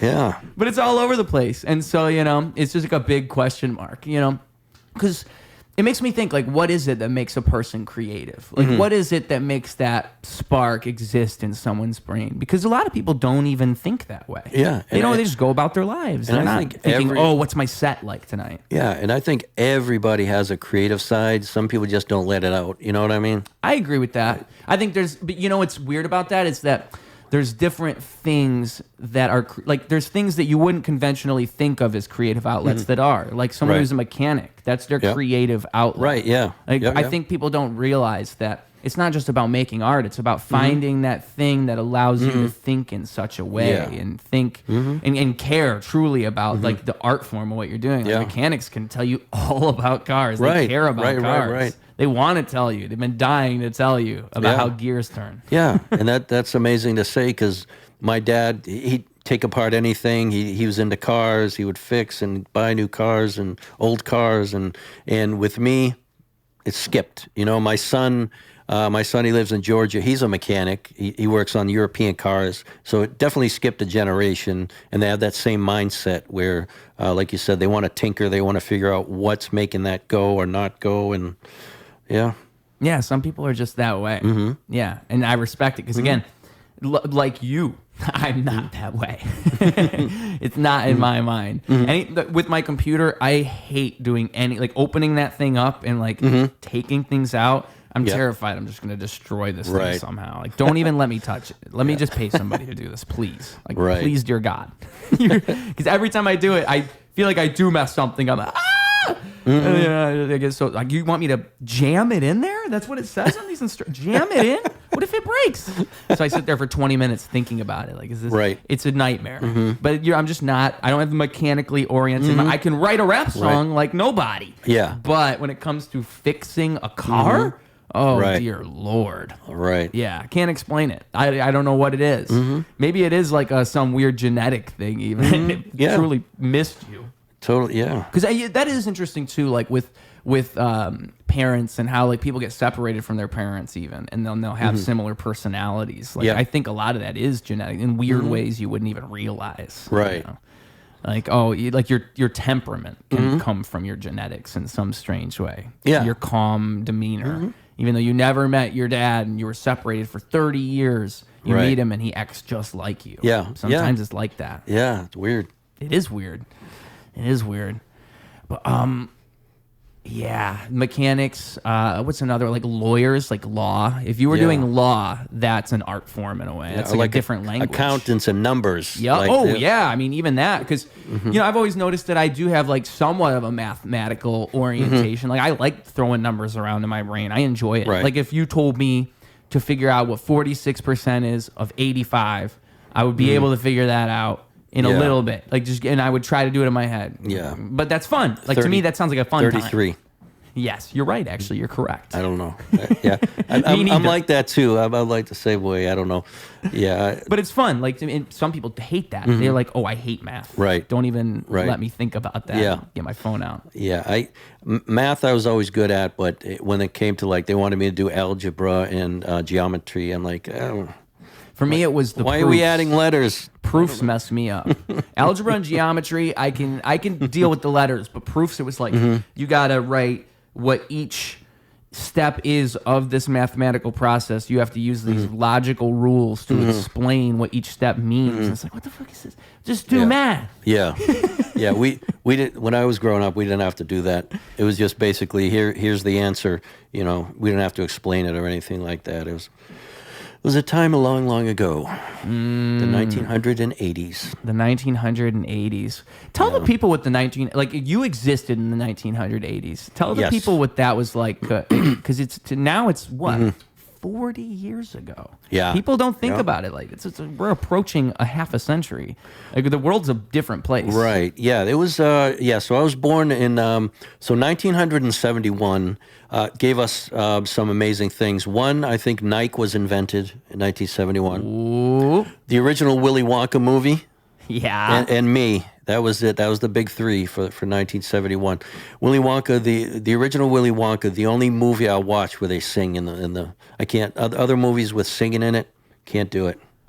Can't do it. But Willy Wonka, that's the one. It breaks the rule. Yeah, I'm not a big fan of the song and dance. Me neither, but, actually. But you know what? That's a great one to pick. That movie nails it. Yeah. Yeah. So, yeah, in the 80s, I became a teenager in 1984. One MTV. We had one MTV at the time. It just came out. I think 82, I think MTV first launched. I remember that. It was like that. And then around the world, I think Russia, we squashed our beef with Russia. So that was kind of a new thing. The Berlin Wall came down. And it was kind of like everything was neon, and breakdancing and rap music was just getting recognized as music, because back then you really had to have skills to get a record deal. Yeah. Like nowadays, if you want to, you want to be a musician, you can just make your own company and, you can put it out there digitally, you can do that. But back then you really had to be something special and get noticed and go in the studio and have everything released for you. And really, that didn't even change until like the mid-thousands, 2010s, when social media became this animal that it is. Right. Yeah. It was like that for a long time. Yeah. That's it. And that was arguably a better environment to be in because then there wasn't this oversaturation of things. Same thing with comedy. I'm sure like comedy in the 80s and 90s experienced like a whole boom of, I mean, I know it did, but it evolved in its own way with the amount of exposure you would get. I mean, comedy's an interesting one just because the bar has changed so much from the 80s to now. From the 80s, it was all about like HBO specials. I don't know if that was the 80s, but I know like late 90s it was HBO specials. No, it was the 80s, growing up. And that was big. Like you get an HBO special, that's like you made your big break. That and a talk show. Yeah, it was two things. Cable, period. Like around 1980, cable TV took over. Because that's exposure. Yeah. That's the biggest exposure you could possibly get because it took over. Everybody has a cable TV now. Now everybody's got a cell phone. It's a whole different environment. And there used to be shows like Star Search. You remember Star Search? It was kind of like The Voice, like back then. Oh, no. But it would put like different talents. Like a comedian would go against a singer or, a dancer or something like that. Someone, I don't know, reading poetry or something like that. And then you'd move on to the next round and then you'd be like the Star Search winner. A few famous comedians came from that. That was like their first venture into like Star Search it was called. But Star Search. And how what that was the 80s? Yeah, I believe it started and ended in the 80s. It didn't last too long, but they got to get some credit here. They were the first ones to do it. Yeah, that was the original like America's Got Talent. Yeah. That was it. Wow, because that was revolutionary at that point in time. Because again, like in that environment where it's so hard to make it and it's so hard to break out, they were giving that opportunity to people when no one else was. Because pre-cable, the only time you'd see people, you'd see them on like when your local networks would play like ABC, NBC, CBS. That was before Fox. They would, if they played a show and it was popular, then people could buy magazines with you in it. That was it pretty much. And then with cable, they would see you on different things all over the country. So like you said, it just kind of boomed with the notoriety. And then sitcoms. Sitcoms came around, and that was the other big one. Yeah. Because then I think it was Bill Cosby was probably the one who revolutionized the comedian in a sitcom. I would guess it's Bill Cosby would be the first big one. Pretty much, yeah. The Cosby Show, yeah.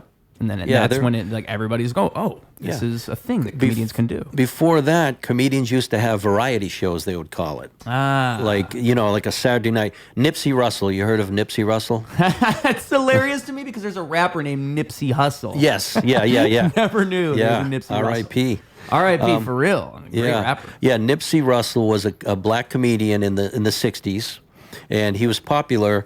He used to do this bit where he would dress like a woman called Geraldine, and he was just real sassy and loud, and that was kind of like the first time I've seen a comedian like dress like a woman and be kind of like that. But he was so funny and accepted, mainstream. But he used to have a variety show on the weekends, I think Saturday nights, and he would have like fellow comedians on there, celebrities, people singing and stuff like that. So that was kind of a big thing. But a lot of comedians back then, they would be stand-up comedians, but they would write for shows like the Dick Van Dyke Show. You remember that one? Nowadays, I don't know if they can actually put that on TV, Dick Van Dyke. Like, I think the name itself, they might have to call it like Penis Van Lesbian or something. But just to make the people happy. Yeah. But with that show, it used to have the writers were actually stand-up comedians. And that's how it was back then. You wrote for shows and then you did your stand-up comedy, but the two never mixed. Like until stand-up comedians started getting their own shows on TV. Like Tim Allen was a big one too in like the 90s, Home Improvement. He started doing that. That was pretty popular. Oh, that would be another big one. But again, they're separate. Like there wasn't, because you know what? And that's kind of I'm sure that was like something comedians would worry about too is you get known for this show. Right. You're not going to be known for your comedy. It's a different career path at a certain point. I remember Joe Rogan, I remember him saying that, like, that's one of his stories is when he was doing the show News Radio, yeah, someone came up to him and they said to him, like, hey, why are you still doing stand-up? Like, you're doing the show now. Like, why are you wasting time doing that? And then that was when it, like, clicked in his mind, oh my God, like, this guy's thinking of me as the TV show guy. Did I cross over? That probably must have been a big thing for comedians back then, because it would be that easy. Like Tim Allen, everybody knows him. Home Improvement. Bill Cosby Show. George Lopez. Yes. Yeah. It's drilled into your brain to the point where you never even seen their stand-up. Some of these people, they just know him casually as that guy. Yeah. Yeah. It's a legacy. Yeah.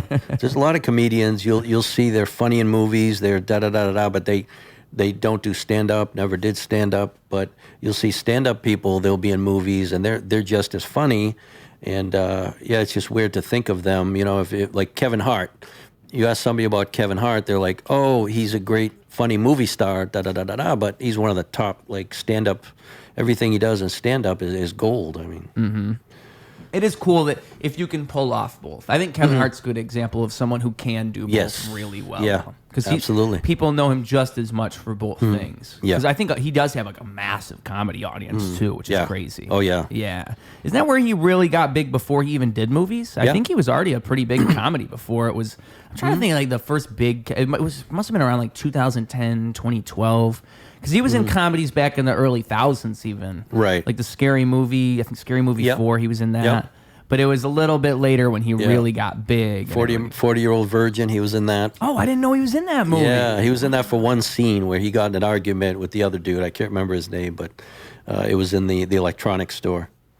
No way. I think I like remember that scene so vaguely in my mind of a guy getting angry at the store. I'm gonna go back and watch it. Like, Kevin Hart. Oh my God. But yeah, like you're right. Like after 2010, that's when he really started being himself, like as we know him now. So. And go back to what we were saying earlier. Like that's the reason you kind of have to keep going and keep figuring that out because like you never know how your career goes and you never know what yourself really is. Like sometimes you find that way later than you thought you would. Like or you know, you hear about people getting famous when they're like 60 years old or 55 years old. It's just the way it goes for you. You can't compare yourself to somebody else. Right.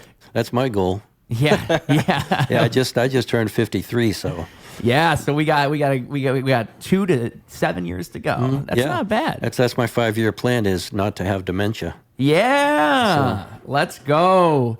5 years, I think you can pull off no dementia. No dementia. You could pull off no dementia for all of your life if you play your cards right. Yeah. It's still possible. You got a chance. There's still hope for you. I'll never know I have it, so it's good. Yeah, you just got to say, you know, you got to have that like cute little mindset where you're like, I'm 60 years young. You got to start saying stuff like that. Yeah. Just start like doing a little mantra in the morning talking about like how young you are and like I think it's like mind over matter. I think all your wrinkles disappear and all of a sudden you start shrinking like Benjamin Button. Yeah. This is my theory. You can be anything you want in life. You just have to chant it in the morning. Oh, okay. Yeah. I mean, I've been thinking about that, you know. It's all about positivity. Yeah. It's like the old saying, wish in one hand, shit in the other, see which one fills up quicker. Ooh, I like that one. I'm going to put that on a poster right behind your head for the show. Yeah. With the poop emoji? Yeah.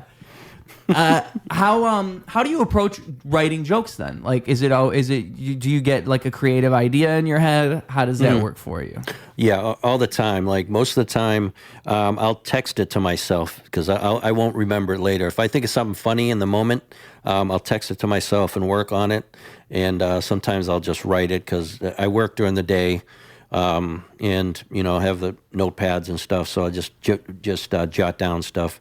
But yeah, go back to it, and I just got to remember the context. Like if I put a couple clue words in there, sometimes I don't remember the context of what I was thinking about. But yeah, that's basically it. You get ideas, you write it down, and you kind of work on that. You kind of build around it. You know, so you know if you have like a premise, like I don't know, a man trips on the curb. You know, you can have this premise, build a premise around it. Like Oh yeah, yeah. That's. I have this one joke where I'm in the bank and this woman, she's walking up to the teller and she falls, and I help her up and I say, "Oh, you must be here to check your balance," stuff like that. Like the premise is you see a woman fall, and then the situation is she's in a bank. What would she be doing in a bank? I don't know. You just kind of build the idea around it. And then it's kind of like a misdirect too. Yes. Yeah. That's that. I love the misdirects. Love it. Okay. And so do you normally write the jokes out like in full, or do you kind of like, is it just bullet points that you're saying? Like you just get little ideas? And then... I will initially write it the full thing out, and then when I go to a mic or something, I'll kind of bullet point it because I've repeated it so many times, so I'll know how to jump in there.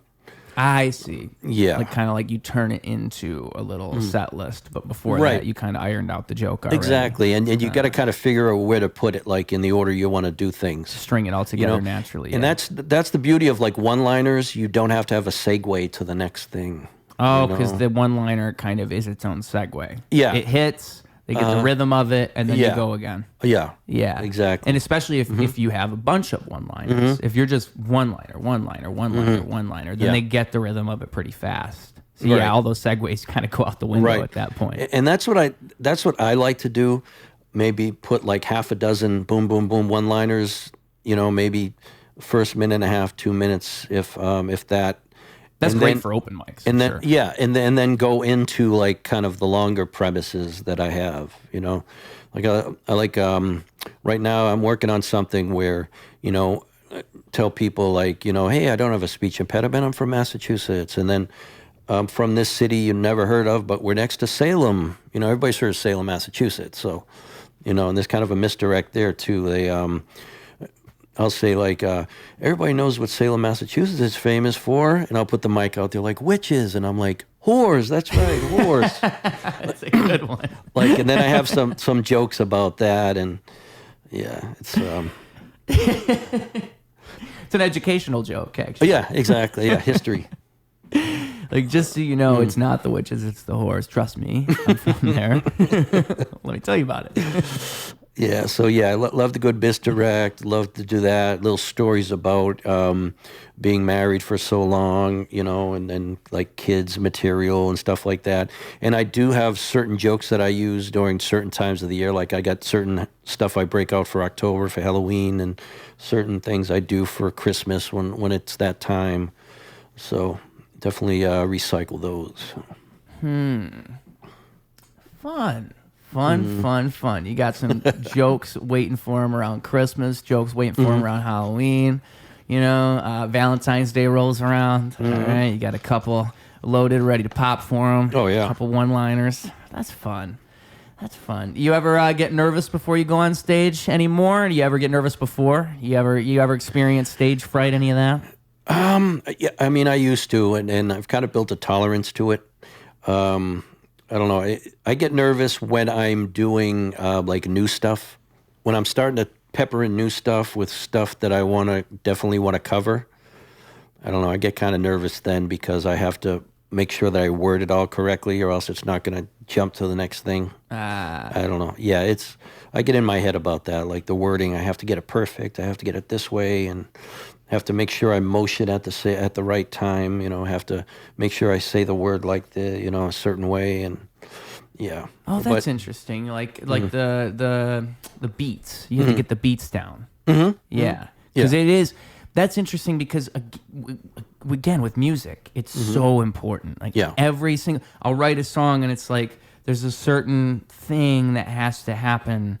Like to the point where if someone else performed it, I'd be like, no, you missed all these things. Like you didn't do it the way I would have done it. Like, there's so many choices you have to make in order to make something really stick. And people notice those choices. They really do. And if you're doing it the first time, I could see, it's like, oh shit, I forgot to stick my hand up right there. Yeah. I practiced that in the mirror 20 times. Yeah, exactly. Yeah. Idiot. Yeah, and if I have like bullet points of like, I want to hit these 5, like let's say 4 bullet points, and then jump into this story. If I miss one of the bullet points, I kick myself in the ass later on because I'm like, oh, that would have been so good right there. But you learn from that, though. Yeah, Because then the next time you're like, oh, I missed it last time. So Exactly. better not miss it again. Yeah, Fool me yeah. twice. Yeah, that's why I record most of my time if I'm throwing pepper in new stuff with older stuff. But yeah, And every comedian, like even seasoned comedians, they still will pepper in new stuff and still fail and fall flat on their face. Right. But that's part of the process. Yeah. Like any comedian would tell you, like no matter who they are, 30 years into their career, they got all this fame, they go and try out new stuff and it bombs. That's the thrill of the chase. I mean, I wouldn't have it any other way. That's one thing I really like about comedy too, is the amount of work ethic you would have to have in order to really be a proper comedian. Right. It's required of you. You can't be a lazy comic. It's actually impossible. Right. It is. Yeah, that's why, like, maybe 90% of the people you meet at open mics, fellow comedians, there's a day job, and then they come and do comedy.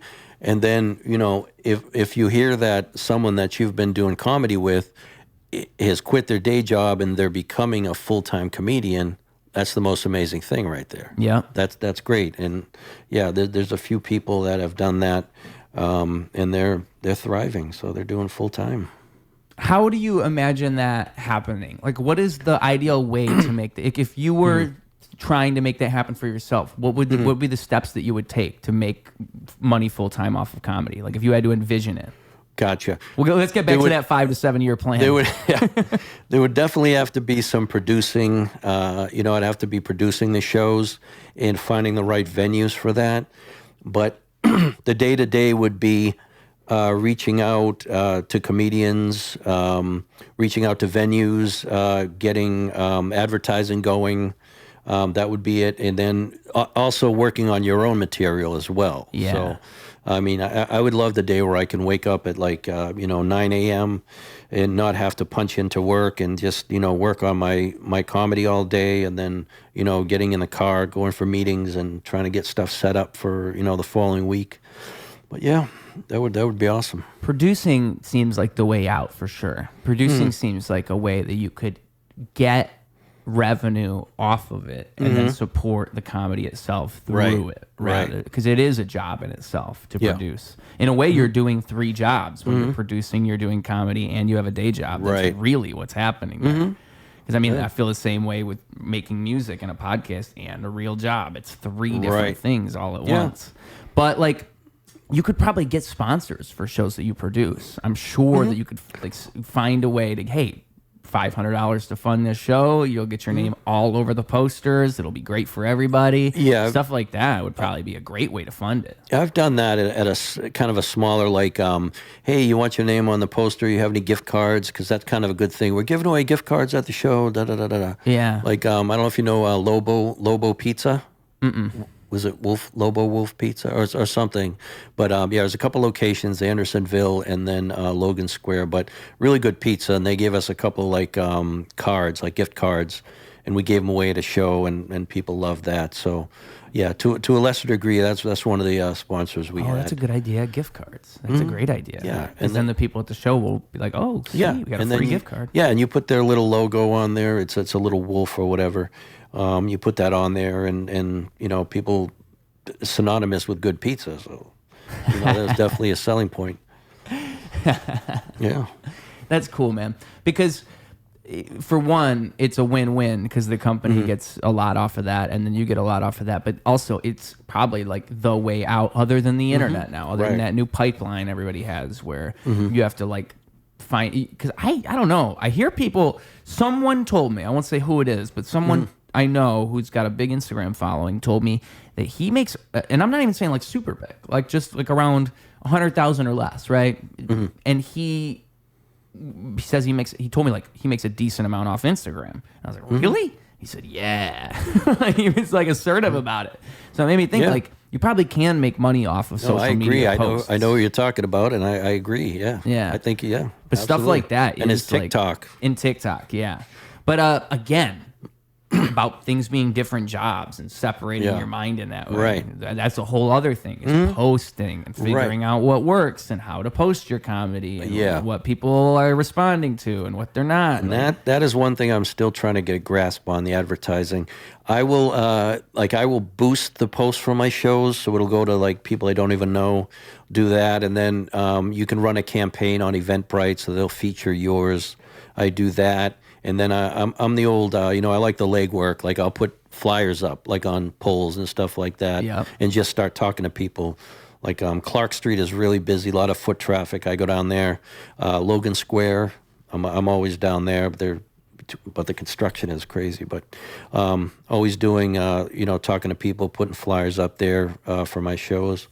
But that's one part I'm still working on. I definitely want to take a class or something. And I mean, even putting in that legwork though is a lot. The fact that you would do that, like that's more than most would do, I bet. Yeah. I remember with that show I put together, the Midsummer Cash Bash, I made a bunch of posters, and I was going around just putting the posters everywhere. I thought this is what you got to do. Just put the poster all over the place. Yeah.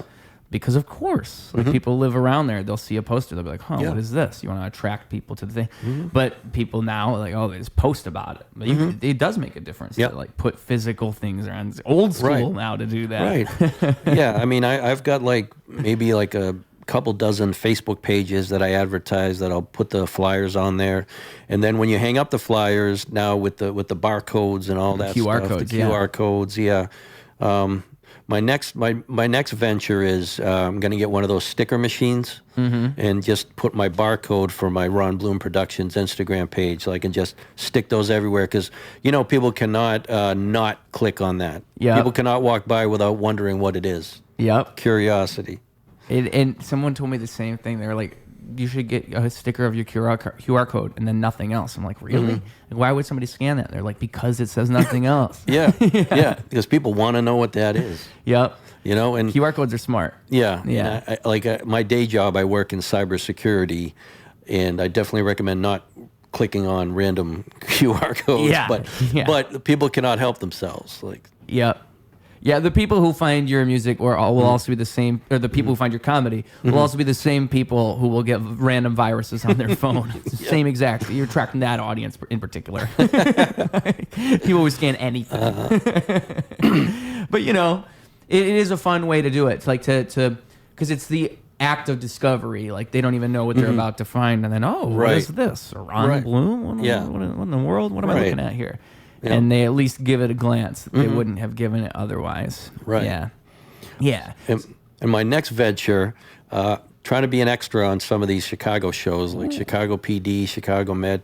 So that's my next venture, is to be in the background of some of these shows. Yeah? That's a career goal for you? That's it. I want to be anonymous. I just want to be in the background. Like, I like that. Hey, look. But that's another thing besides the comedy scene. They film so many things here, and the city's like a background on a lot of these shows. So there's always that opportunity. A lot of the guys, I know you had James Najjar on the show. Yep. I know he does some background work on these shows. And I don't know if you know Sonny Bott. Yeah, he very funny comedian, actor from Chicago. He actually runs the Pocket at Surge, the comedy room there. But yeah, he does work on. He's been on Chicago Med. He's got a recurring role. He's been on there like 4 times. He was on Grey's Anatomy recently, among other things. But yeah, there's always opportunities. I think that's kind of next level stuff. We were talking about comedians being actors, but especially in Chicago, I think there's a lot of opportunities for that here. So young guys like you should take advantage of that. Yeah. Young guys like me, they're going to tell me to shave my mustache. I'll say, I'm sorry. How much are you paying me? How much are you paying me for that? Yeah, but that is true. That is true, because it's something that again, being in the background of something, that could even be like, say you get popular, that'd be like a fun little thing you could show to people. You'd be like, look, I was actually in the background of all these shows. Maybe like a compilation on YouTube of you.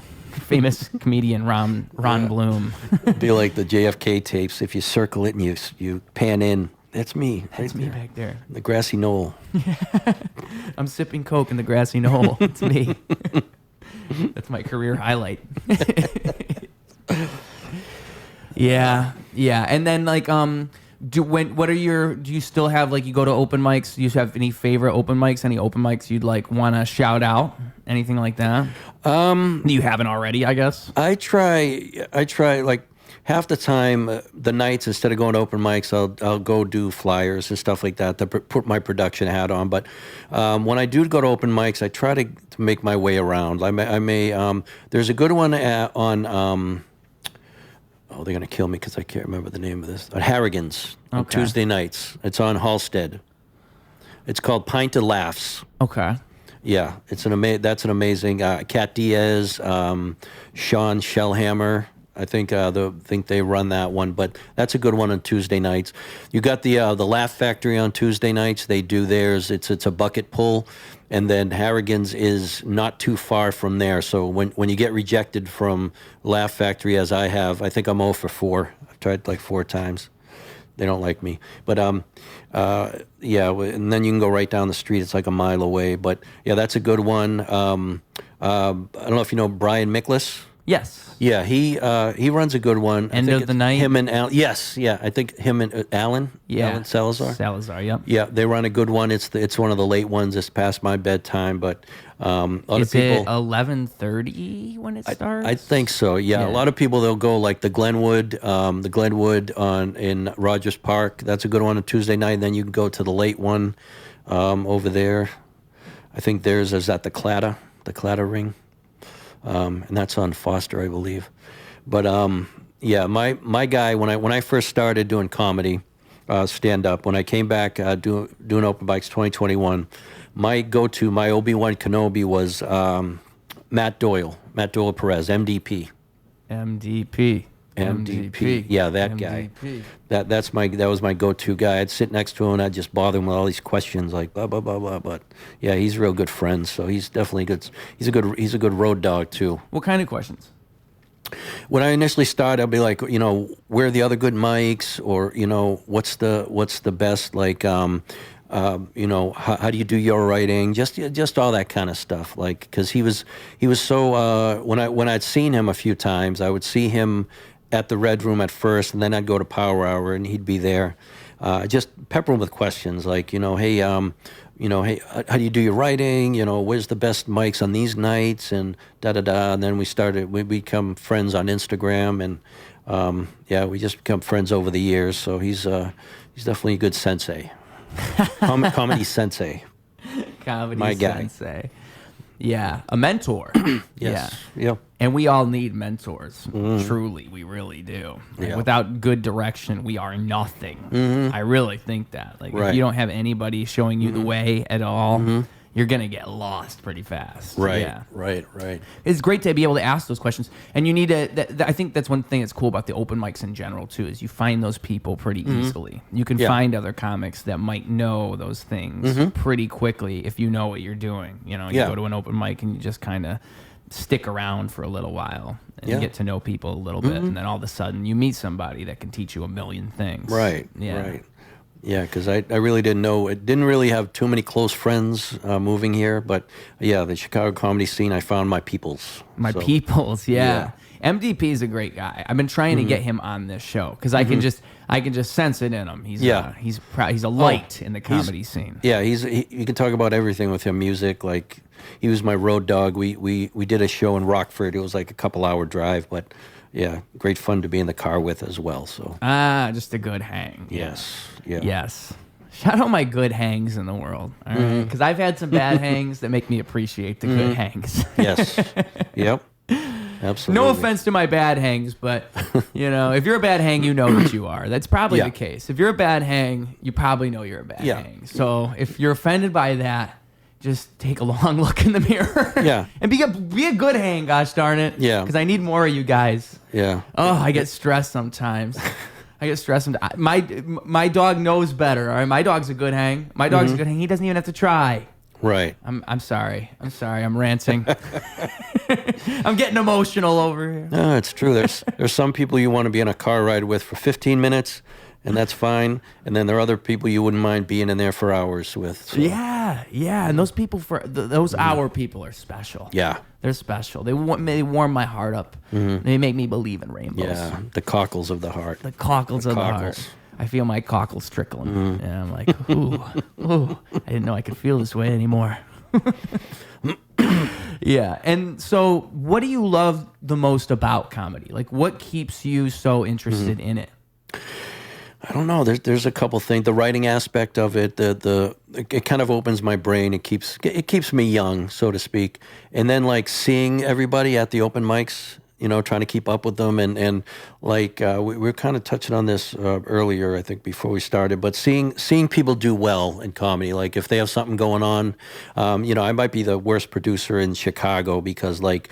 People who I consider friends, if they have shows going on, I'll promote, if the same night as my show, I'll still promote their stuff. There's enough to go around for everybody. I think if there's a good comedy show, I think everybody wins. So yeah, I love to see everybody doing well. So, and I was saying before about how people have this poverty mindset where it's like you can only get so much of things, and you it's like limited resources, and people it's only so much up for grabs. So I can't give you. Like you were saying earlier, if someone has the same show on the same night, you'll still post about it because it's not like it's taking people away from you.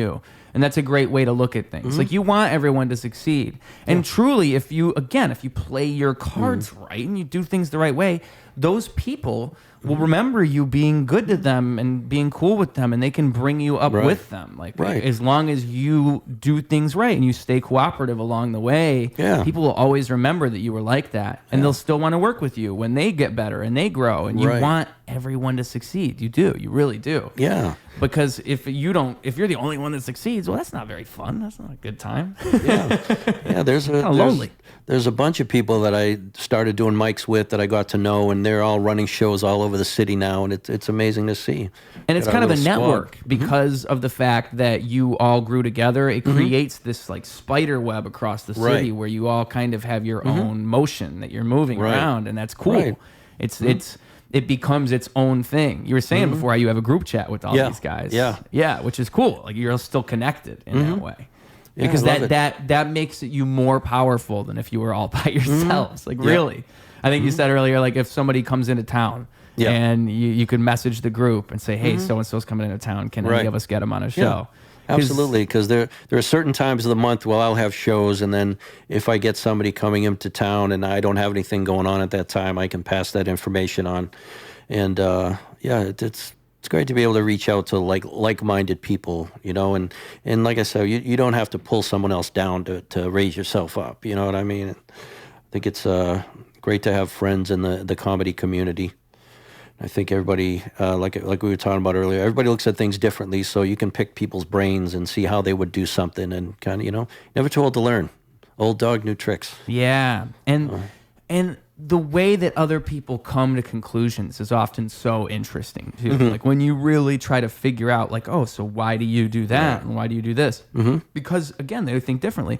They'll say things that are like you would never even expect that. You wouldn't have never thought that. And that's the importance of like even sharing your own perspective. It goes back to you. Like sometimes you think, oh, why would I say that? Like, why would I tell somebody? But like sometimes you could expose a line of thinking to them that they would have never even approached something with. So it goes both ways. Like you want to listen, but you also want to share with people. Like, you want to put it out there. Yeah. And it's that's a cool experience, really, for me. I love it. Like when someone thinks something that's not what I would think, my immediate go-to thing is like, huh? Like, tell me more. Unless they're like out of their mind on crack on the red line or something. Even then, some great ideas come out. Yeah, you hear some interesting dialogue. It's good to ask questions in life. The Socratic method pays off sometimes. Yeah, some people get their best material right in the red line.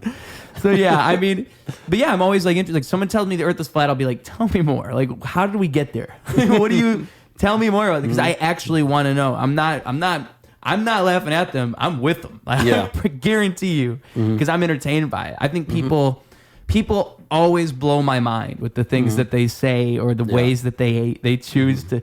And again, being in Chicago, how we started this conversation, you see a lot more of that, a lot more diverse thinking than you would see from somewhere like where I'm from. And it just the choices that people make. I'm like, wow, I would never want to, even on stage, or like you're talking to somebody and they just say like the wildest thing ever. You're like, what? Like, I could never even imagine saying that, but they said it, and it's just a thing that popped in their brain. And I love people for that. People, it makes my life worth it. Like truly, I love people. I think being artists, we love to be surprised. Yes. I think that's what it is. Absolutely. That kind of that spontaneous brain action that we like.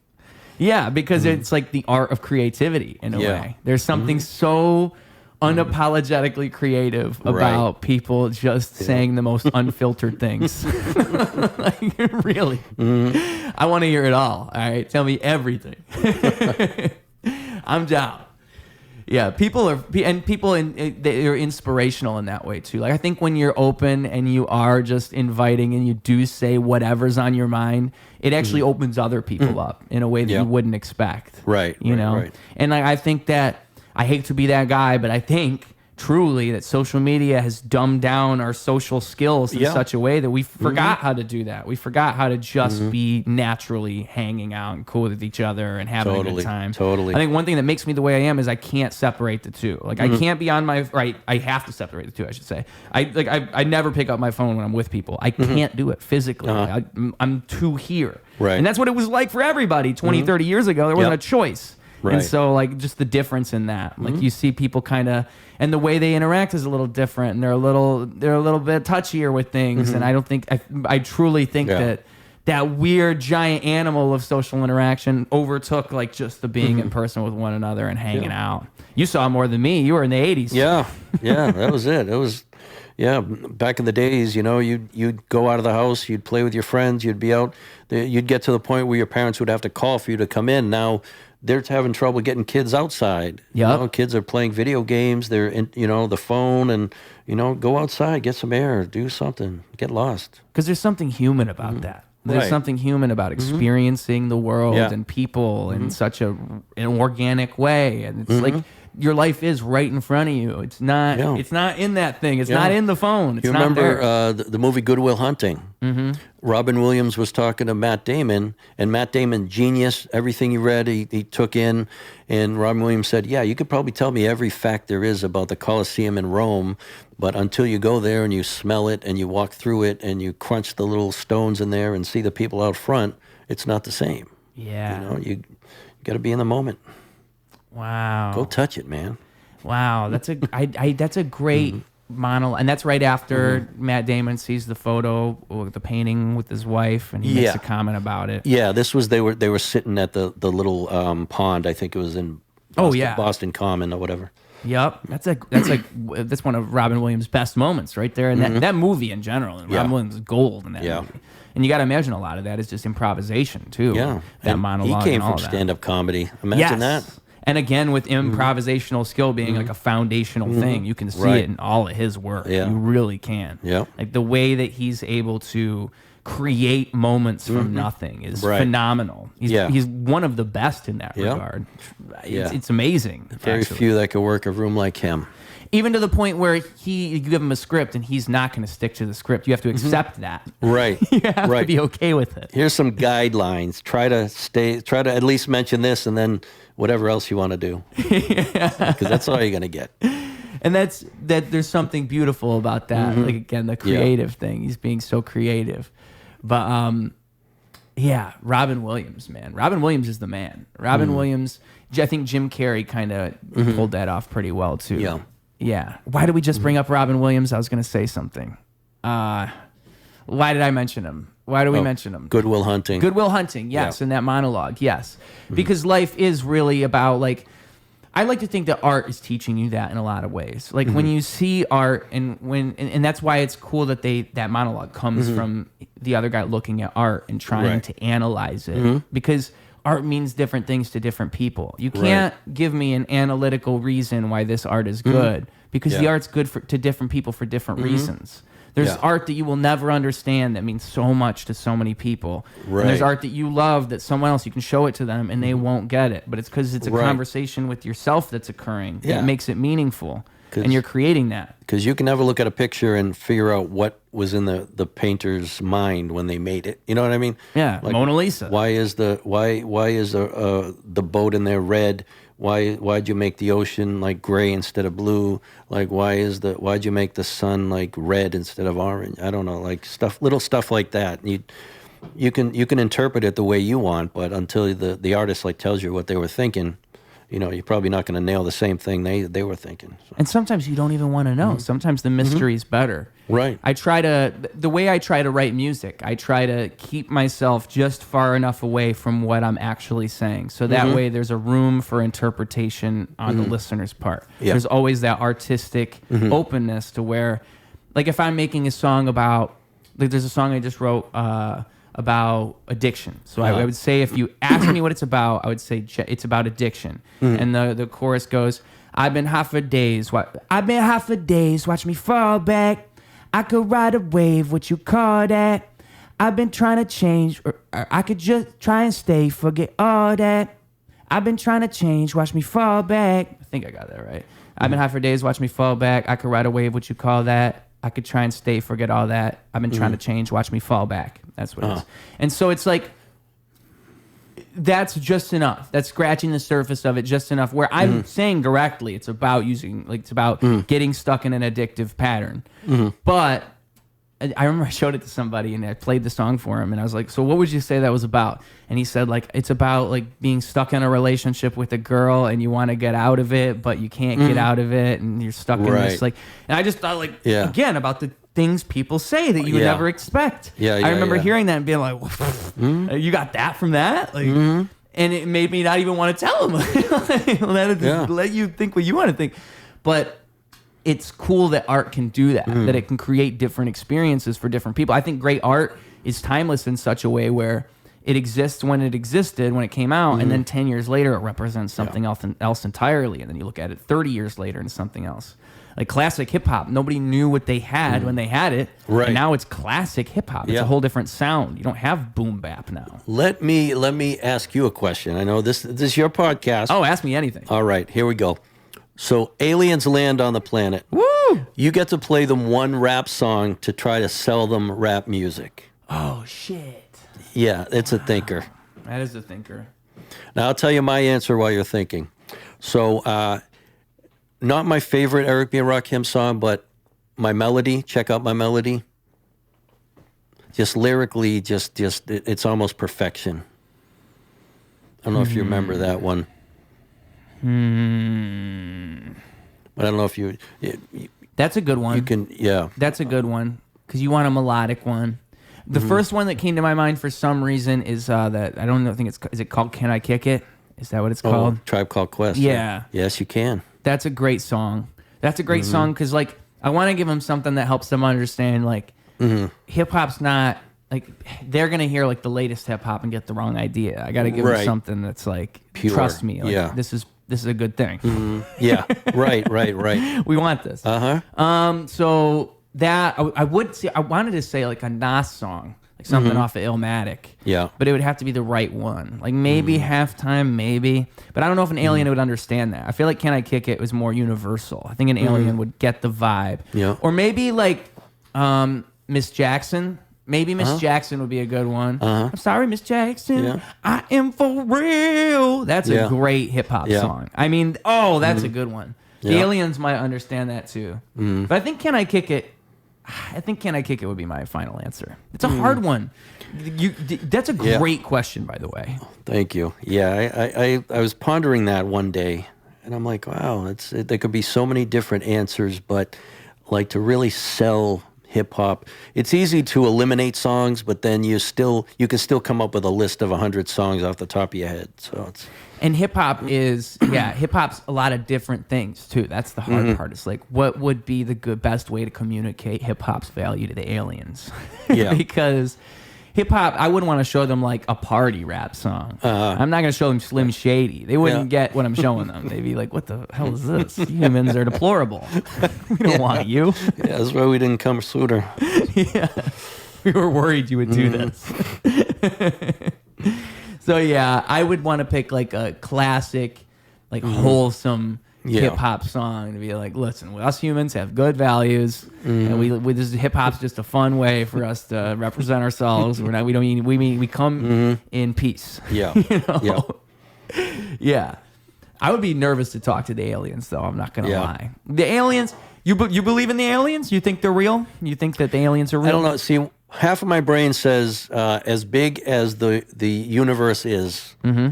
And to think we are the only ones who exist in this, and we're on this little planet, this little marble.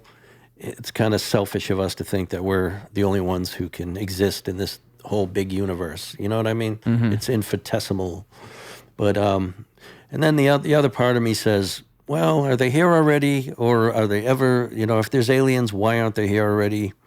You know, it's kind of like the old, you know, Bigfoot. Why don't we get a clear picture of Bigfoot? You know what I mean? After all these years, why do we find Bigfoot bones? I don't know. Yeah, but like you said about like the statistical, I think mathematically, if we're correct about how the universe works, it's impossible there's not more life. It's just where it would be, like or even in other, just somewhere out in the universe in another galaxy, maybe. It's just they'll and it never, could be so never far bump away. into us. Exactly. Yeah. Just based on the probability, because we don't even know if there's another way that life can form. It could be nothing to do with the fact that we need oxygen and we happen to be so far away from the sun, and it could have formed in a whole different fashion, and these things operate completely differently. Yeah. We just have a certain way of coming into existence, with one cell splitting into two, and then all of a sudden that divides into a million different things over millions of years. And then you think about the fact that we've only been on the planet for this tiny little fraction of how long the world's actually existed. Right. Like the odds of humanity might just be that low, that life is actually like that rare in occurring. And then the question that always occurs in my brain too is like, so if there were aliens, I can see how this all occurs on this crazy scale. Like we just have this exponential scale of shooting right up into all this development to where like from the 20s to the 40s, it isn't that different. 40s to the 60s, things change a decent amount. 60s to the 80s, whoa, whoa, whoa. 80s to the thousands, whoa, whoa, whoa. Right. And then it just exponentially keeps happening. Right. And that's how aliens would be too. Yeah. So like, it makes me think. If we were the aliens and we were catching other aliens, like we find them because we finally get to travel to do it. Yeah. Like we Maybe might find them in caveman times. Yeah. Right. We might catch them earlier in their cycle. Yeah. And then maybe we would just be like, oh, let's not mess with them. Let's let them develop, and we don't want to freak them out. Yeah. And maybe that's what the aliens are doing with us. Yeah. Maybe they're just watching us from afar. And we have to wear spacesuits, so they'll see us as like these robot things. Yeah. Like, what are those? Boop, boop, beep, boop, boop, boop. I want to believe in aliens so bad, so badly. I want to think they're real. Like because it's like it's almost like believing in. Like, I think it's the modern myth. I think it's the same thing as wanting to believe in Zeus and wanting to believe in the Greek gods. It's like, I want to think those aliens are out there, dude. I want that story to be real so bad. You know how cool it would be? I think there was a story, you can find this on the internet, guys. I'm not making this up. It's like an alien landed in somebody's backyard. They had it on a Ring camera or something like that. It was a UFO, and then they called the police and said that they saw something walking in the yard and described how it looked. And then the police show up. And then they had said something about like they didn't have any video from the accident or from what happened because of such and such reasons. Like they just had some reason that there was no video. Yeah. And then there was a mark in their backyard where they were saying it happened, like a giant mark where it looked like something had landed. And they described a creature in their yard like they'd never seen before. And it's a true story. It happened within the last couple of years. It's just very weird. And then like the other thing is I've heard that like it seems to only happen in the U.S., which would be a weird circumstance. Why are the aliens only here? Are there aliens invading China? Is that happening? I don't think so. I heard. I don't know. I watch a lot of the History Channel and stuff, but like in Russia, it happens a lot in Russia. Yeah. Was it where do they send like? You know, there's like the snowy part of Russia where they sent Siberia. Like there's a lot of action there. I don't know. Oh, Yeah. dude. And then, you know, the old saying is, well, if there was, the government wouldn't tell us because of the panic. Yep. You know what I mean? Well, and now you have the UFO declassification thing in the government, which, you know, it's so funny is how the bar shifts over time. Like 10 years ago, you talk about UFOs, you're that crazy guy. Now you have people in government hearings saying, like, hey, we should probably talk about this. And now you can't say those people. You just have to pull up a video of them talking about and it. You have like legit like fighter pilots like seeing things like and they're coming out. Yep, David Fravor. You know him? I don't know the name. Oh, he's got a couple like great interviews where he talks about the experience. But he was a jet pilot, and he has this great story about a Tic Tac thing that they saw. That and it's one of the only ones where we have good footage of it. But he says there's even better footage somewhere. I've seen that. Yeah, and it's just his story is. It doesn't even make sense in the sense that, like, so the thing moved in and out of the water as fast as it's like it was breaking our whatever we do to move within the way that our gravity works. Like when you see a pilot going at Mach 6 or he's going the speed of, I don't know what it would be, 300 miles per hour, 400 miles per hour, but it's the pressure in the cabinet that starts to push on your head. Right. And then like they have to be trained for this. And so these things are moving in a way that not even it just moves outside of those bounds, but it moves outside of our understanding of how you could move with gravity. Like it'll go in and out of water in a way that doesn't even affect the waves, and it'll just go into the water and move just as fast underwater as it did above ground. And these exist. We know they exist. Yeah. So maybe it's some type of drone, but who knows? Yeah. And so, and nobody's copping up to it. Nobody's saying, yeah, that's ours. And also things like this have been seen for so long. We've seen him for a while. It's not like this just popped up. Right. It's just, again, now they're talking about it. But his story is, he said that they saw it and that they were trying to chase it, and he describes what it looked like, and then it moved in these impossible ways. And then he said that when it was in front of them and it disappeared, they were going to their next station wherever they were supposed to go, and it was already there where they were going to be. And they change these stations every day, but it knew where they were going to be in 20 or 30 minutes. Wow. Like it was where they were going to go, which doesn't make any sense. Like, it would make me think like maybe they have something that breaks the space-time barrier and they can see ahead. That's the only thing, because again, if they're moving outside of, I mean, it's all the space-time continuum. So if they're moving outside of our understanding of gravity, maybe they have this super advanced technology where they can actually see through time, because science does work that strange way. You are looking into the future when you look into the sky at the speed of light. That's all real. Time is relative. Yeah. So aliens are crazy, man. If aliens exist, they would probably know exactly how to hide it from us. That's my theory. Like I believe more and more in reptilians every day. Like maybe that's maybe I got one in the studio right now. And there was that movie about that where the guy puts on the glasses and he sees everybody. Roddy Piper. Is it They Live? Yeah. Came to kill aliens and chew bubble gum, and I'm all out of bubble gum. Yeah. Great concept for a movie. Realize everybody they had the NPC thing before anybody had thought people were NPCs. Like, everybody's a lizard NPC as soon as you put these glasses on. And realize. But yeah. Oh, and the other thing I wanted to make sure we talk about in here, because we were talking about it beforehand, is the women's comedy thing that you're doing. So you put together a women's comedy show. And what inspired you to do that? I don't know. It kind of looking to produce shows. You kind of look for some things that people aren't doing. And then, just being at the open mic, you see a lot of female comics, comedians. They're doing the work, and they're really funny, but you don't see them build so many places. So, figured my buddies, I don't know if you've been to my buddies on Clark. No. Great space, really inclusive. They have shows every night. Different kind of shows, a variety of things. But, they gave me a spot every month, and I do the Ladies of Laughter show. Love to put together a good show, and, it's an all-female lineup. I just, they do all the work, and I just do the light and put the show together. So, it's amazing.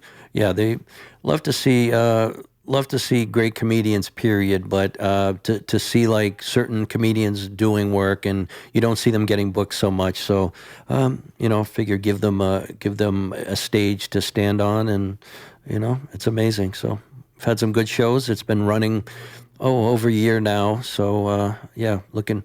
It's usually the first Friday of the month. We've kind of shifted things. It was last Sunday. But it's a monthly show at my buddy, so I definitely recommend buy some tickets. It's always a good show. So. And why do you think it is that women get a different treatment? Like, what do you think that is that creates that environment? I don't know. Honestly, that's a good one. That's a good question. I don't know. I've seen some amazing, like I said, in the Chicago comedy community. There are very talented people. I'd put it up against New York, L.A. Yeah, seen some very talented people, and I can just envision, like, if I see someone doing some work at an open mic, I can envision them featuring or hosting or what have you. But yeah, I'm not really sure. I mean, is it? There seems to be shows all over the place, and I think with the more shows that are popping up in different venues, I know Lincoln Lodge does a lot of shows that feature female comedians, which is amazing. I don't know. I think it's getting better. I don't know. I don't know if it's exclusion, if it was exclusion at one time, but yeah, not sure. Yeah. Yeah. Yeah. And all you could really do is like provide the opportunity, like as a showrunner, like that's the way to probably fix it, is just have enough people providing the opportunities. Yeah. Yeah. Absolutely. I mean, yeah, some of the comedians that I've come up with, I don't know if you know Kat Diaz. Yeah. She'd be amazing for the show. She's a superstar. She's hosting, producing. She's on the rise. She's starting to do bigger things, so she's pretty amazing. She's one of my prod squad, as I call them, all the producers. But yeah, she's amazing. She does my shows from time to time when I can get her. But yeah, it's just amazing. I think if people took time to look out at all the talented people, I think because you have a lot of shows where they'll kind of recycle and book the same people over and over. I may see one person at an open mic and I see them for like 4 minutes, but I will definitely have them on my show, if maybe a guest spot 7 minutes or to start with, and then maybe a feature spot later on. But yeah, I think if people looked at what could be in a comedian, I think they give more opportunities. Yeah. Interesting. Like you saw it's kind of like your talent scouting at that point. Oh yeah, absolutely. And someone told me recently too that the guy it was Frank Vega, and he was talking to me about the guy who used to do the Red Room, who ran the Red Room. Yeah. I think you mentioned his name. Oh, Khalil? Khalil, yeah. And he was saying how Khalil was like this powerhouse of making that show work, and he would go to other venues and like tell people, hey, I have this open mic, you should come through, and he would network with people just to get them to come to the open mic. Oh yeah. Kind of, and then like you said, seeing the talent in the people and bringing them to that space. Yeah, absolutely. That's and when you localize the talent, I had this theory that I came up with once, and I really like it. It's that everything you do is curation. Like everything you do, you find a way to curate your ideas. You curate, like as an artist, you curate the words into a song. You curate ideas into comedy. But what makes you is what you choose to curate and what you choose, the decisions you make. And it's just like that. Your taste comes out when you book these shows, because it shows. Like, can you curate a good comedy show? Yeah. And people want to have a good time. So if you can and you succeed, it feels so gratifying, because you curated that moment. I handpicked these people. Yeah, and I think with a good comedy show comes a balance. You got to kind of balance it out. This person is funny because of this. This person is funny because of that. This person, I think, will be a better host than this person. They can keep the train on the tracks and keep it going, keep the energy up. But yeah, absolutely, man. It's a good balance. Once you put a show together, you definitely want to have that. And then when you set the lineup for the night, you kind of want those ebbs and flows as well. Like we'll have some comedians there. They do. I don't know if you know Dylan Mahler. No. Yeah. Well, yeah, maybe actually. Yeah, very, very funny. He does a lot of one-liners, and he's very monotoned, and he's got a certain energy about him, but he gets laughs. He kills everywhere. We put him up there, like I was talking about earlier, like I'm just low energy up there. Like I'm the old man, and I blah, blah, blah. But, and then you may want to, like, you'd have someone like that on, and then the next person, maybe you put a female comedian after them with a little more energy, and then you just got to balance it off. You got to look at what the crowd would want to see, But it's fun putting it all together. Yeah. And have there been shows you put together where it didn't turn out the way you wanted it to turn out? Like as it's happening, you're like, oh, maybe this wasn't. You learned your lesson from those shows at all? Yeah. Oh yeah. No doubt. Yeah. You're gonna. You gotta fail to succeed. Yeah, they can't all be home runs, but yeah, absolutely. And sometimes there's a lot of factors like the crowd. They may not be into like a certain style of comedy, or maybe as the host, I didn't get the crowd ready, and stuff like that. It could be a number of things, but yeah, as the producer, it at the end of the day, it falls on my shoulders. But yeah. You live and learn. Do you think, are there producers that aren't comedians as well? Like, are there people who just produce shows? Or does it kind of come with the territory, like you're a comedian and a producer? I don't know any that are just producers.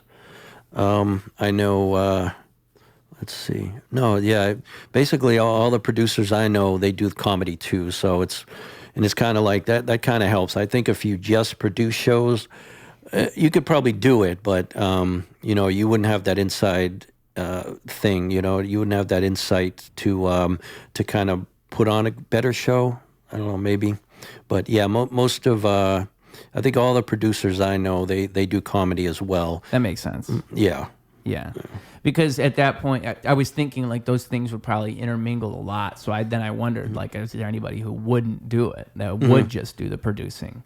But that'd be a whole different thing. I mean, I guess music would be different in that you do have people who don't play music that are producing and putting together events. Yeah. Whereas comedy, it's all the comedians kind of pulling that. Yeah. And I know some of the bigger comedy rooms, they have people who run the rooms, but they are not comedians. You know what I mean? Yeah. Some of the bigger places, like here, a lot of I can't even think like I love my buddies. They put on some great shows. But Brian, I think he does. He runs the day-to-day of that place. I don't think he is not a comedian, but he's a friend of the comedy scene because he has so many shows there. And basically, people who put shows on there, they produce them themselves. They may hold them there, but the producers themselves are actually comedians most of the time. But yeah, so some of the bigger places like in LA, maybe like Arizona, some of the Laugh Factory places, the people who run the rooms aren't really comedians. I think it's a business thing for them. Yeah. Interesting. I wonder how that works. Like, I wonder if it all works out in the end. I hope so. Yeah. Yeah. I mean, yeah, these are big name rooms. So I think it's, they get to a certain stature. Yeah. And they just bring in like business minded people to run the rooms. That makes sense. Because at a certain point, like at a certain point of success, you probably would just hire the guy that could handle the numbers rather than forcing yourself to still do all of that. Like now we got this room that's so big, I have to focus on all these other things. Now we can't bring in the business guy. Yeah, and a lot of the times you would need a producer to come in with a show idea. Yeah. So you wouldn't need a producer in-house for the comedy places. You'd bring like if I were to walk up to like Laugh Factory and say, I've got this idea for the show, can I have a night? Da da da da da. And they'd be like, go ahead, but I'd be the producer of it. You know what I mean? So I don't know if I answered your question correctly. I think everybody who produces shows are also comedians, as far as I know. Okay, that's a good question, though. Yeah, just because I mean, like it is there are two different things, but I could see how it would be so helpful to be a comedian, like to know the ins and outs and to know again, like how you described how certain comics are going to bring certain things.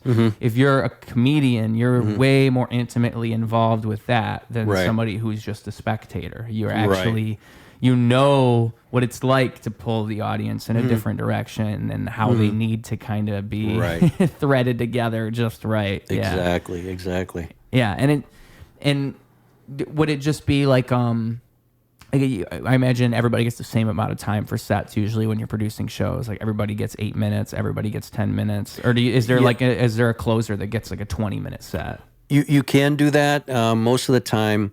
You want to keep like the feature performers will get 10 minutes. You'll have like 4 or 5 of them. Then you may have a couple of people just doing guest spots. They'll do like 7 minutes apiece. Okay. You kind of pepper them in like the middle of when the features are going up. But I'm working on a show I'm trying to put together where you'd have 3 comedians. They'd do like 15 minutes. They'd be like the 3 features. 15 minutes apiece, and then maybe a couple guest spots in between those three comedians. But What does guest spot mean? What does that mean? basically, you're not getting paid. You're just there, and it's my rule of thumb is if you do at least 10 minutes, you get a paycheck. But the guest spots, maybe people who are just coming up, it's the kind of their first opportunity to get up there in front of a crowd. Yeah. So What's that called when you work for somebody but you don't get paid? intern, like an intern. Intern. Yeah, I was gonna say not slavery. Intern. Yeah, it's a good opportunity. Like a lot of the people I see working at mics that I don't really know, and I'll be like, yeah, I got a guest spot open if you want to do 7 minutes. But it's in front of a live crowd, so which is a good change of pace from open mics and such. But yeah, that's kind of my rule of thumb. Anything over 10 minutes, you get paid. If you do 15 minutes, of course you get paid more than that. It depends on the size of the venue and stuff. So And it's a great opportunity. Yeah. Because you're getting your name out there. I mean, it's just like an internship. Like you're kind of Right. establishing yourself in the industry that you need to establish yourself in. Right, and I found as a producer, the people who are getting their breaks like through guest spots, or maybe it's their first feature, they're bringing people to see them because they're finally kind of, after all that work, they're kind of getting to be in front of a live crowd. So. Oh, that's cool. And again, about creating moments for Strategery. people. Like in your life, that's cool that you can create that for somebody. Yeah. That you can make, because that's something like, you don't realize what you're doing means to people in their story, like in whatever their stage of events they're in. Like getting that guest spot was like, oh my god, like finally, like he's not. Oh my god, absolutely. And they bring everybody there. Look at me, look at me. Yep. I made it, Mom. Yeah. I remember my first guest spot at the Red Room was, I don't know, maybe 6 months after I started doing the mic there. I had become friends with Khalil there. And he says, "Oh, I got you down for a guest spot on this date," and I said, "Oh, that'll be great. That'll work for me." But it come to find out, there's another guy who produces shows in the city. His name is Larry Bloom. Okay, spelled the same way. But he had Larry Bloom, not as good of a porn star name, by the way. Larry, not as much of a ring to it on that one. So Khalil ended up having both of us that night. Just he had mistaken my name with the other guy's name, but it counts. Yeah, it was. We got the Bloom brothers. Yeah, yeah. He's another good guy, Larry Bloom. He's a good producer. But no relation though. No relation. Yeah. That's funny. You guys are both on the same. Bloom's not a common last name. Yeah. It's not common. Yeah. Larry Bloom would be like that'd be like a great like college teacher name, Mr. Bloom, and his real name's Larry. Call me Larry. Yeah, just call me Larry. Call me Mr. Bloom. Yeah. Oh, are there any like comedy? Are there any comedy college like classes? Are there comedy classes people can take? I know there's Second City stuff. Yeah, but... Second City, Comedy Plex in Oak Park just started having classes as well. I know Angie McMahon. She's a very, very good comedian in the area. I know she used to do Second City classes. She does them at the Comedy Plex now in Oak Park. So, yeah, you can find them. Lincoln Lodge, I think. Lincoln Lodge will also have like writing classes as well, like screenwriting, TV. But yeah, if you Google them, they are there. So interesting, yeah. Because I mean, I have to imagine there's so many people who don't even know where to start. That's usually the story you hear when somebody like you ask somebody what got you into comedy, why did you start? They say I always wanted to be a comic, but I just didn't know like what to do or where to go. And like those are probably the two things: open mics, and then just going and learning how to write comedy. Like being a fan's the very start, but then getting yourself involved and going out there and doing it because. Yeah, that's a whole different experience. Like even just going to live comedy shows and just watching how that is compared to watching it on your phone or on TV when you watch a special. Like a special is the final product is what you're seeing. You're not seeing everything it took to get there. Yeah, and I definitely recommend at least trying an open mic at least one time. Or if you don't do open mic, suck it up and do karaoke. That's the biggest thing, like fear of being in front of people and doing stuff. I think that's one of the big fears people have. But yeah, I definitely recommend try to do an open mic, try to do karaoke, try to get out of your shell, And for me, I find that the mental conundrum I put myself within is I'm thinking like, okay, because I know I'm going to be myself. I know that I will just be myself. But I always worry, like, what if they don't like what that is? And that's the thing that stops my brain. Like, I'll tell myself, well, what if I am myself and they don't like that or accept that? Like, I can't have that.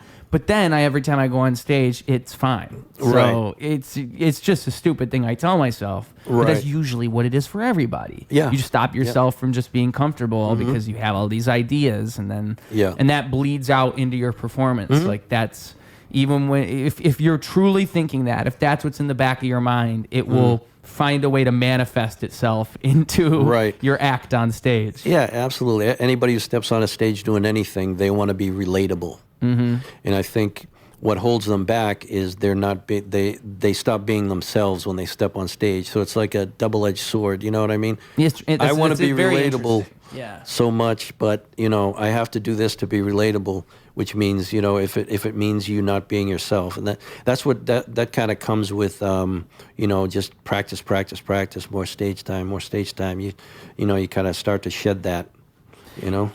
Yeah, I've heard someone say I think I said it earlier maybe, but it is the first like 1 to 2 years of a comic's career is when you learn to be comfortable on stage. Which is wild. I mean, like when you're 6 months into your comedy career, you're thinking, I'm fine. What are you talking about? But it's true. It really is true. Yeah. And again, music, same way, especially with freestyle rapping. Again, that's what was making me nervous with Power Hour. I don't normally freestyle on stage. What I'm thinking is, if I go up here and I just say my stupid white boy bars, because I know that's what people expect. So if I just say, yo, I'm radical, I'm an animal, I'm fantastical, I'm thinking that's stupid. But for some reason, other people are going like, but you just have to embrace that and just go with it and do it. And that's what makes it. As long as you're comfortable and you just let the thoughts spill out, you're fine. Yeah. But you will tell yourself like, oh, this is not. They don't like it. They don't like it. That's it. And I said this earlier. I think if for example, if I was at the United Center, 20,000 people, and someone just gave me a microphone and said, "Okay, just go out there," I don't care. I would do it. This is who I am. Big deal. And you know what? Like with that point, I think that it's important to know that you need to get there. Like it's important to know that you just started. Like it is a long journey ahead of you. Like for a lot of people, it's like end all be all at every moment. But truly, you're fostering the fortitude to be able to have that moment when someone hands you that microphone and you say, yeah, I'm ready. Yeah. Because you might not be ready. This is like a cold, hard truth. Yeah. A lot of the time is that. And you need to build that catalog. You need to build those jokes that you could pull out. They tell you 15 minutes at United right now. You got 15 minutes on stage. Now you need your best 15 minutes right here, right now. And if you don't have that yet, then what are you going to do when you get your Netflix special that you're so worried about, It's and you want to be able to build that. And that reminds me, the first open mic I ever did, I practiced and practiced, like I had this 5 minutes. I knew it was like we got 4 minutes up there, and then I had this 5 minutes all set. I'm like, okay, yeah, this is going to be good. And I would practice, when I was going to sleep, I'd run it through and then go to sleep and run it like night after night. Like so I knew what all my points to hit. So I get up there, I do it all. It's like 2.5 minutes, and then I'm just sitting there like, okay, bye. Like it went over well though. I got some laughs. It was good. I was happy with what it was, but just the timing of it all. Like, and that's another thing, as you know, it's like the cadence and the timing of it. Like you got to get more and more stage time. You get comfortable and you don't blurt it all out. Like you don't run for the laugh. It's kind of a marathon, So. Yeah, because I imagine that would be a big problem with starting comics is trying to speed run through the material and like try to hit it, rather than understanding to be comfortable in that silence a little bit and to allow these moments to exist. Marinate. Sometimes it's those moments that are so funny. Right. It's the fact that you stopped there. It gave us a pause. That was what did it, you know. So especially if you with the misdirects, you know, you pause before a misdirect or you pause after a misdirect, like give them a second to absorb it, right? You know, the audience, because that's you need to pause sometimes. Some people like just trying to hit everything all at once, and I got 5 minutes. And I love those jokes where it takes a second and then people start laughing. They have to think like, and then. I like some of my jokes, like there'll be just dead silence, and I'll be like, "Oh, you can laugh on the way home. You'll get it later." Like something like that. Those are some thinkers. Those are some thinkers, actually. You guys don't get it yet, but I'm ahead of our time. Okay, you'll see. Yeah, but and like the act of pacing and the act of stage presence and all of that. It's all a whole, it has to be, it's easier done than said, I would even say. Like, you have to go out there and do it rather than have someone tell you what it is. Right. You kind of figure, because it's different for everybody too. That's the other part of it. How you control a stage or control a room is going to be different. And you know, again, with getting nervous, I can see how people get easily rattled because you'll see people doing that well, and then you're like, oh, I don't know if I can handle it like they are. Right. That's so easy to think, you know. Right. It's why some comedians will only schedule. You'll hear this about big comedians sometimes, where they'll tour, but they'll bring in 2 bad comics before they go on. I've heard that because it makes them look better. But like if they were trying to have the best show possible, they would bring on the best comics. But you want to look good, and you don't want people to outshine you. And like I can see how that's nerve-inducing. It's nerve-wracking, you know. It's better to think the opposite. Again, that cooperative thing. Like you want the room to be erupting before you get on stage, because now they're all loose and ready to go. Loosey-goosey. You want that, But you're like, oh, I don't know if I got it. You know. Yeah, because you got some people get up there. Some comedians they'll walk, like they'll do circles on the stage, and it works for them. And some people sit on the stool. Yep. You know, some people they'll lean against the microphone stand. I don't know. It depends what kind of mood I'm in that night. I don't really plan on, and again, sometimes I just lay on my back. Yeah, that's it. No, some of the stages are so small you can't really like shuffle too far. Yeah.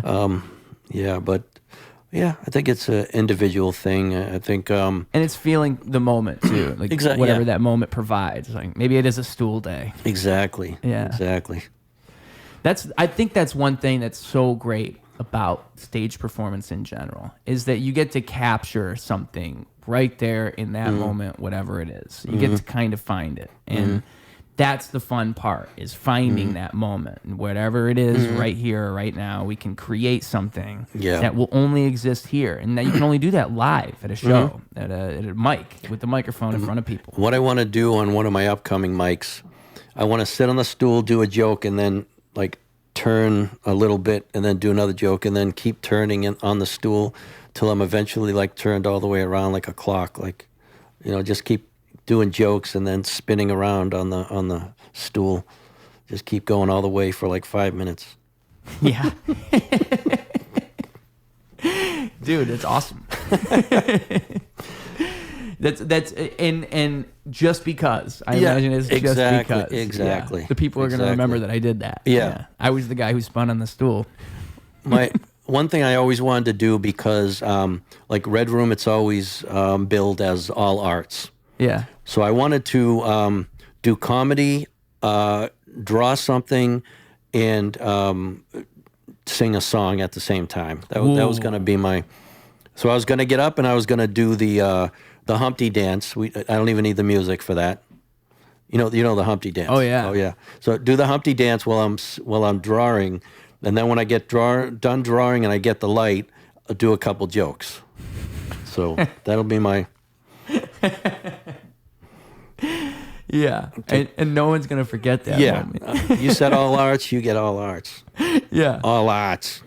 See, that's beautiful, man. That's what it's all about. Like, that's the epitome of creation right there, is making moments like that. That's exactly what I mean, literally. Because not only are you doing basically performance art, but also you're taking advantage of the opportunity that mic is providing. You can't give that to them anywhere. Right. It has to be there.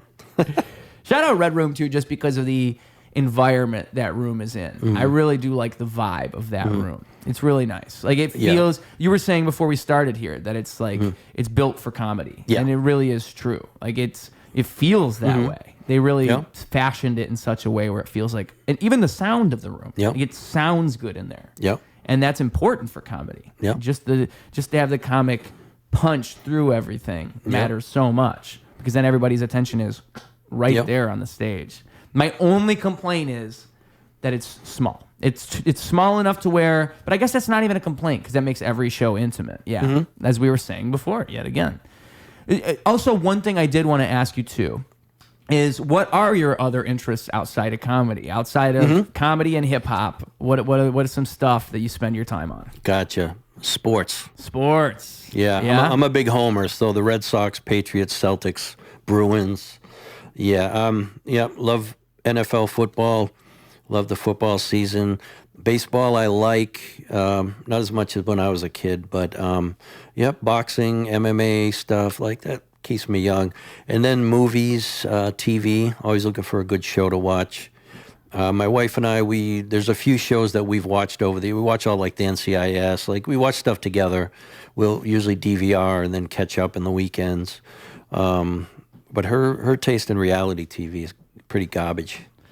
Yeah. That's a tough one. I've heard that relationship struggle multiple times, actually. Like guys who want to watch movies and girls who want to watch Keeping Up with the Kardashians and Real Housewives. Real Housewives and Love and Hip Hop, and those shows are like brain rot to me. Yeah, truly. I'm like, you don't think this is real, right? Like I have to say to the people, like, you don't believe this, do you? Yeah. Now me, like, I'll watch any reality show like Animal Planet, Discovery, History. You know, if they're doing something productive, like they're digging for gold, I'm in. You know what I mean? If they're fishing or for something, I'm in. If they're out there looking for the chupacabra, I am in. Count me in. And there's a lot of different shows like William Shatner, Larry Fishburne. Was it William Shatner's The Unexplained? Yes. Yeah. And then like Larry Fishburne, he's got the... I forget the name of his show, but they look at historical Lawrence things. Fishburne? I wonder what it is. I didn't know he had a show like that, too. Yeah, it's similar to what Captain Kirk does. And then Dan Aykroyd does one like called The Unexplained or something, or I don't know the name of it, but it's kind of one of those shows, too. But it's educational, though. Yeah. And Expedition X, I don't know, they send a couple people in. I like when they go to haunted places and they're like, oh, it's talking through the box, or... stuff like that's interesting to me. Yeah. I like those shows a lot too. Those shows are great. They're like it's sci-fi, but it's also educational a little bit. It's kind of like what Bill Nye was trying to do with the kids back then. Yeah. Right. And there's so much that is like I think you need to kind of have, because science is cool. Science is cool, and that stuff is cool, and you want to learn how things work. But I think a lot of people just are so used to the rigid way of education formed that idea for them. Like, they're so used to having to sit in class and learn about this thing they don't want to learn about. So you kind of have to make this educational format, this entertaining thing, like a show like that, to catch the people's attention sometimes. But you learn a lot through shows like that. Yeah. I love when they have like a special, like we have new evidence in this case or whatever. They got me the other day. It was like it was like Women's History Month, and it was like we have an updated special about Amelia Earhart. Ooh. Yeah. Updated. We all know they found the airplane or something. That broad got lost and was never heard from again. Yeah, what an icon. No, but that was the whole special. I sat through it. It was basically the same special I watched the year before, but like the update was, they might have found some bones, but they can't determine if they're human or not. They were eaten by the sand crabs on the little island. Some clickbait. Yeah, I was like, thanks a lot. Yeah. I quit work for this. Yeah. Now I really hate that lady. Yeah. I'm glad she's gone. I'm glad those things found her and ate her bones, honestly. That bitch got lost and was never found again. Yeah. There you go. 2 seconds. That's the whole special. Maybe that could be like that. Maybe that could be how it goes for us. We need to fly and then get lost in the ocean, and that could be how we get famous. Yeah. We'd have to do that. Malaysia Air, what is it called? The Malaysia flight. Flight 313. Yeah. Yeah, shout out. That really did happen. Yeah, you know what? They did. That's the same exact thing as Amelia Earhart, actually, Yeah. now I think about it. Yeah. It's like a modern Amelia Earhart. So they already took the idea. They already did it. Yeah. Copycats. Man. Let's try it with 300 people this time. Yeah. I don't know like the highest plane capacity we could do, but like the bigger the better is what I would say. Because you got to go big or go home. The only way we top Flight 313 is if you have some astronomical number. You know? What was the number for the blimp that exploded and went down? The Hindenburg? Yeah. It wasn't a great big number. Oh, really? I thought it was a lot. Not that big of a number. There might have been like 100 people or something. Oh, the humanity. Yeah. Oh, the humanity. That's like one of the first like viral moments ever. It'll probably be like the nuclear bomb going off, the Hindenburg. Yeah. Like, because it's on camera, filmed, and it's like passed around. Yeah. That's like one of the first big They ones. still have specials on that. Like, was it an inside job? Was it... Yeah, I'd watch that. See that? Get back to entertainment. That's a show I would watch right there. Yeah, because they were trying to determine like if it was sabotage because at that time the Nazis were trying to take control and I don't know some kind of hibbity jibbity. Maybe. But I think it was just like different gases mixed because there were pockets like inside the. I don't know. I think it was an unfortunate inside job that not inside by a person but just gas. Yeah. Hitler also put the iceberg right there for the Titanic. We say that it hit an iceberg and they found the wreckage of the Titanic, but where is that iceberg? They never found that evidence. Well, maybe, because they don't melt. They don't melt that fast, do they? Where is the iceberg? Maybe we could go out there together before we crash into the ocean. There we go. Yep. We'll go over the site. Make a trip of it. Yeah. Might as well accomplish on the road. 2 birds with 1 stone. Yeah. But we could have like a trial for the iceberg because kind of it did murder a boat when you think about it. And I think everybody would be on the. Can you imagine if the iceberg got away with it like OJ? Got off easy. The iceberg's on the highway, riding away. Yeah. The people debating. Yeah, man. Icebergs. And they really are melting. That's one of like those things where like you can debate about global warming, but you have to admit at least that the icebergs are melting. Yeah. It's crazy. I always find it interesting. You see pictures of places like 30 years ago and then the same place now, like in that area.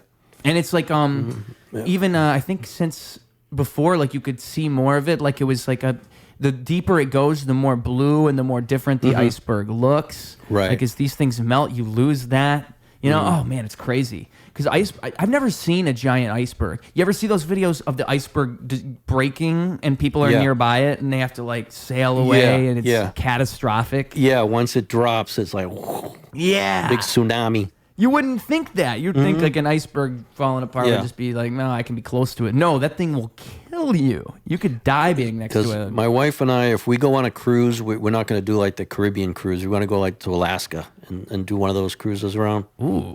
So that sounds really cool. My mom goes on cruises, but it is the Caribbean cruises that she goes on. Alaska would be so cool. Alaska's one of those places that's on the list. Like, if I had to go somewhere before I die, Alaska's got to be one of them. The only thing I don't know if I can handle is how they're like, it's going to be nighttime for like 3 months now.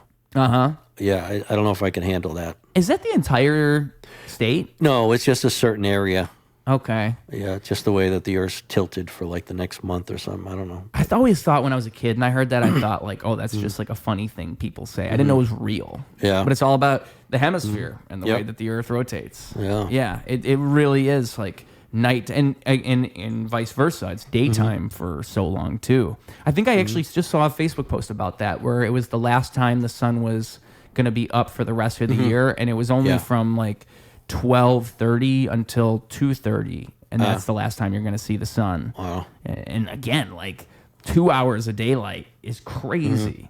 You know, you don't really realize how different it is all over the world. And nighttime and not only is it nighttime, but it's colder outside because they don't have the sun's natural heat Right. too. So I think it gets way colder. Right, And we're right, already right. talking frigid temperatures, so it's negative 40 outside is what I mean when I say Crazy. cold. Yeah. Yeah. Alaska and then Antarctica is another crazy one. Someone just asked me actually.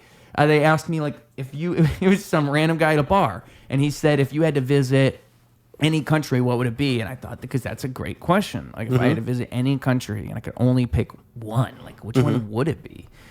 Because Alaska's not a country, so I can't say that. I don't think it would be Antarctica because that would be scary. If I could only pick one, maybe I would want to say Egypt because of the history there, but I've heard it's all touristy now, and it's not the same. So maybe like Italy. Maybe Italy. Italy's beautiful. I used to live there. No way. Yeah. You lived in Italy? 3 years, almost 4 years. Holy shit. Yeah, I was in the when I was in the Army. That's awesome, dude. Yeah, I was working for NATO. And this was the late 90s when all the Kosovo stuff was going on. But Naples, Italy, yeah. Wow. Beautiful. It's as beautiful as they say? The legends are true? It's funny because you have Naples and then you have Rome. So it's like the north and the south. Like Naples are the simple kind of farmer people. It's like the U.S. Like you have the north and the south. It's the same way. Like the north people do not really like, they're more educated and uppity than the people in the southern. The same exact Italy. dynamic even. Yeah, exactly. Wow. But yeah, it was beautiful, man. I loved it. Yeah. When did you get to spend time there and enjoy it? Since you were there with the military, did you still have enough time to properly experience the area? I did, but I would have loved, there's so many more things I would have loved to do. And traveling with NATO, I got to see, I don't know how many countries, I probably like half a dozen different countries. You know, like Yugoslavia, all the pieces of Yugoslavia. It's kind of sad what people going through, but got to Greece. I spent, because my family's actually from Sparta. Wow. Came over, about 100 years ago. Got to see Greece. Is Sparta. Yeah. This is what you get. You don't get the CGI abs. This is real Sparta.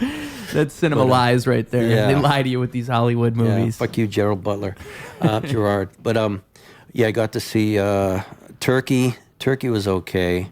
Got to see some other countries. Germany. It was pretty cool. I got to do a lot of traveling, so that was pretty cool. That was one thing I loved about the Army. Yeah, and it's very, very, just like living in a city. It's kind of such a formative experience to be able to see different areas like that and understand the world is so different than where your home base is. Yeah, I think it's you have stuff here like you call historical. Oh, this wall was built in the 1800s. You go there and it's like, oh, this wall has been here for like 1,000 years. Yeah. Like, okay. Actually, you take it for granted, you know? Wow, I never really thought about that. Yeah, their buildings are that much older. Yeah, because America's so relatively new compared to somewhere like Italy. Yeah, because I used to live near, there's a road, it's called the Domiziana. It was a road from Naples, the coast of Naples, all the way up to Rome, where was Caesar his army used to travel that one road, and it's still there. You can still see the cobblestone. Wow. Like, yeah, they've kind of paved over it, but you can still see it. It still has some archways that were built back then as well. So, yeah, there's so much history in that part of the world. And you got to see a lot of that? I did. But the thing is, man, when I left there and I kind of got a little older, that's when I really started to appreciate like history and stuff like that. So I would have loved to gone back and just, instead of going to clubs and partying and stuff, would have done more touristy stuff. Yeah. But partying right next door is the Statue of David, just waiting for you. You're in there drinking up a storm. Yeah, that's another thing I think I've gotten more interested in as I've grown older. Like, and again, maybe it's just that school learning structure that rubbed me off of it. Like, oh, I don't want to spend my time thinking about the Mesopotamians right now. This is not what's important to me. But then, like, now I realize, oh, that's actually super cool. Yeah. Like, people used to live differently. And it might have been because they made us, like, you have to read this. Like, that's exactly what I mean, yeah. Like, I'm not interested because you're making me read it. And I think it's again, like, sometimes you just need the right angle. Like, that's why you'll have great Hollywood movies that are based on history, like Gladiator, where it's like it's teaching you about the way of the Romans, but also it's all historically pretty accurate. So you can feel the way that was. Right. And you're getting translated in a different way. Whereas like if someone just like wanted to go on and on about Roman generals, you have to memorize all this for a test. Now it's a whole different context, and you don't like it as much. I wish there was a way that school could streamline the proper information for each different person, or like capitalize on your interests, because that's how you foster growth in a person. Really, we're not all the same. Like you can't standardize everything. Some people need to get taught different things at different times. Maybe like the basics of math, but like once you hit like 10th grade, like where do you go from there? Because some people need to learn baking. Some people don't need that at all. And history. Some people love history. Some people, it just never really clicks with them. And now I wish I did care before, because there's so much. There's like such a wealth of knowledge and such a wealth of wisdom in history, because history's the truth. Like history is the way things played out. I mean, maybe there's some falsities that carry on over the ages. I'm sure there have to be so many. There's also lost history. History that was there that was cooked over, or they destroyed everything, or you never know what it was. They say the victors in a battle, they determine the history. Yes, what is it? The victories write the... There is a quote. The victors write the history, or something like that. Yes. History is written by the victor. That's what it is. But that's exactly it. And that makes... When you think about that, truly everything gets called into question, because you don't know. Like, we're just the winners. We just got... Sometimes I think, like, okay, if World War II went another way, and then Hitler wins, what would Hitler be saying? What would he be saying we were in the past? And what's society in 2020? Or I'm sorry, what was it? 222? In year 222, what is life like at that point? It's completely different than if life went the other way. And he would say that all these Americans were the bad guys, and we would believe it, because we were born in the year 1980, 1970. It would be completely different, because we weren't born back then when before he made all this stuff up. And so it makes you wonder about history itself, and how much of that is the way it is. And it's hard to have a nuanced perspective of such things too, to like think about if things went a different way, because history's kind of has a way it went. Like the Greeks, then the Romans, and before the Greeks and Romans, there was, what was it? I want to say it's like Persia, the Persians. And then there was a little bit more than that, but it was like the Persians were the big one, if I remember correctly. And you have all these wars that end up being biblicized, or like biblified, I should say. Like the Trojan War becomes a myth, but the Trojan War did happen. Like, it's a real thing that happened.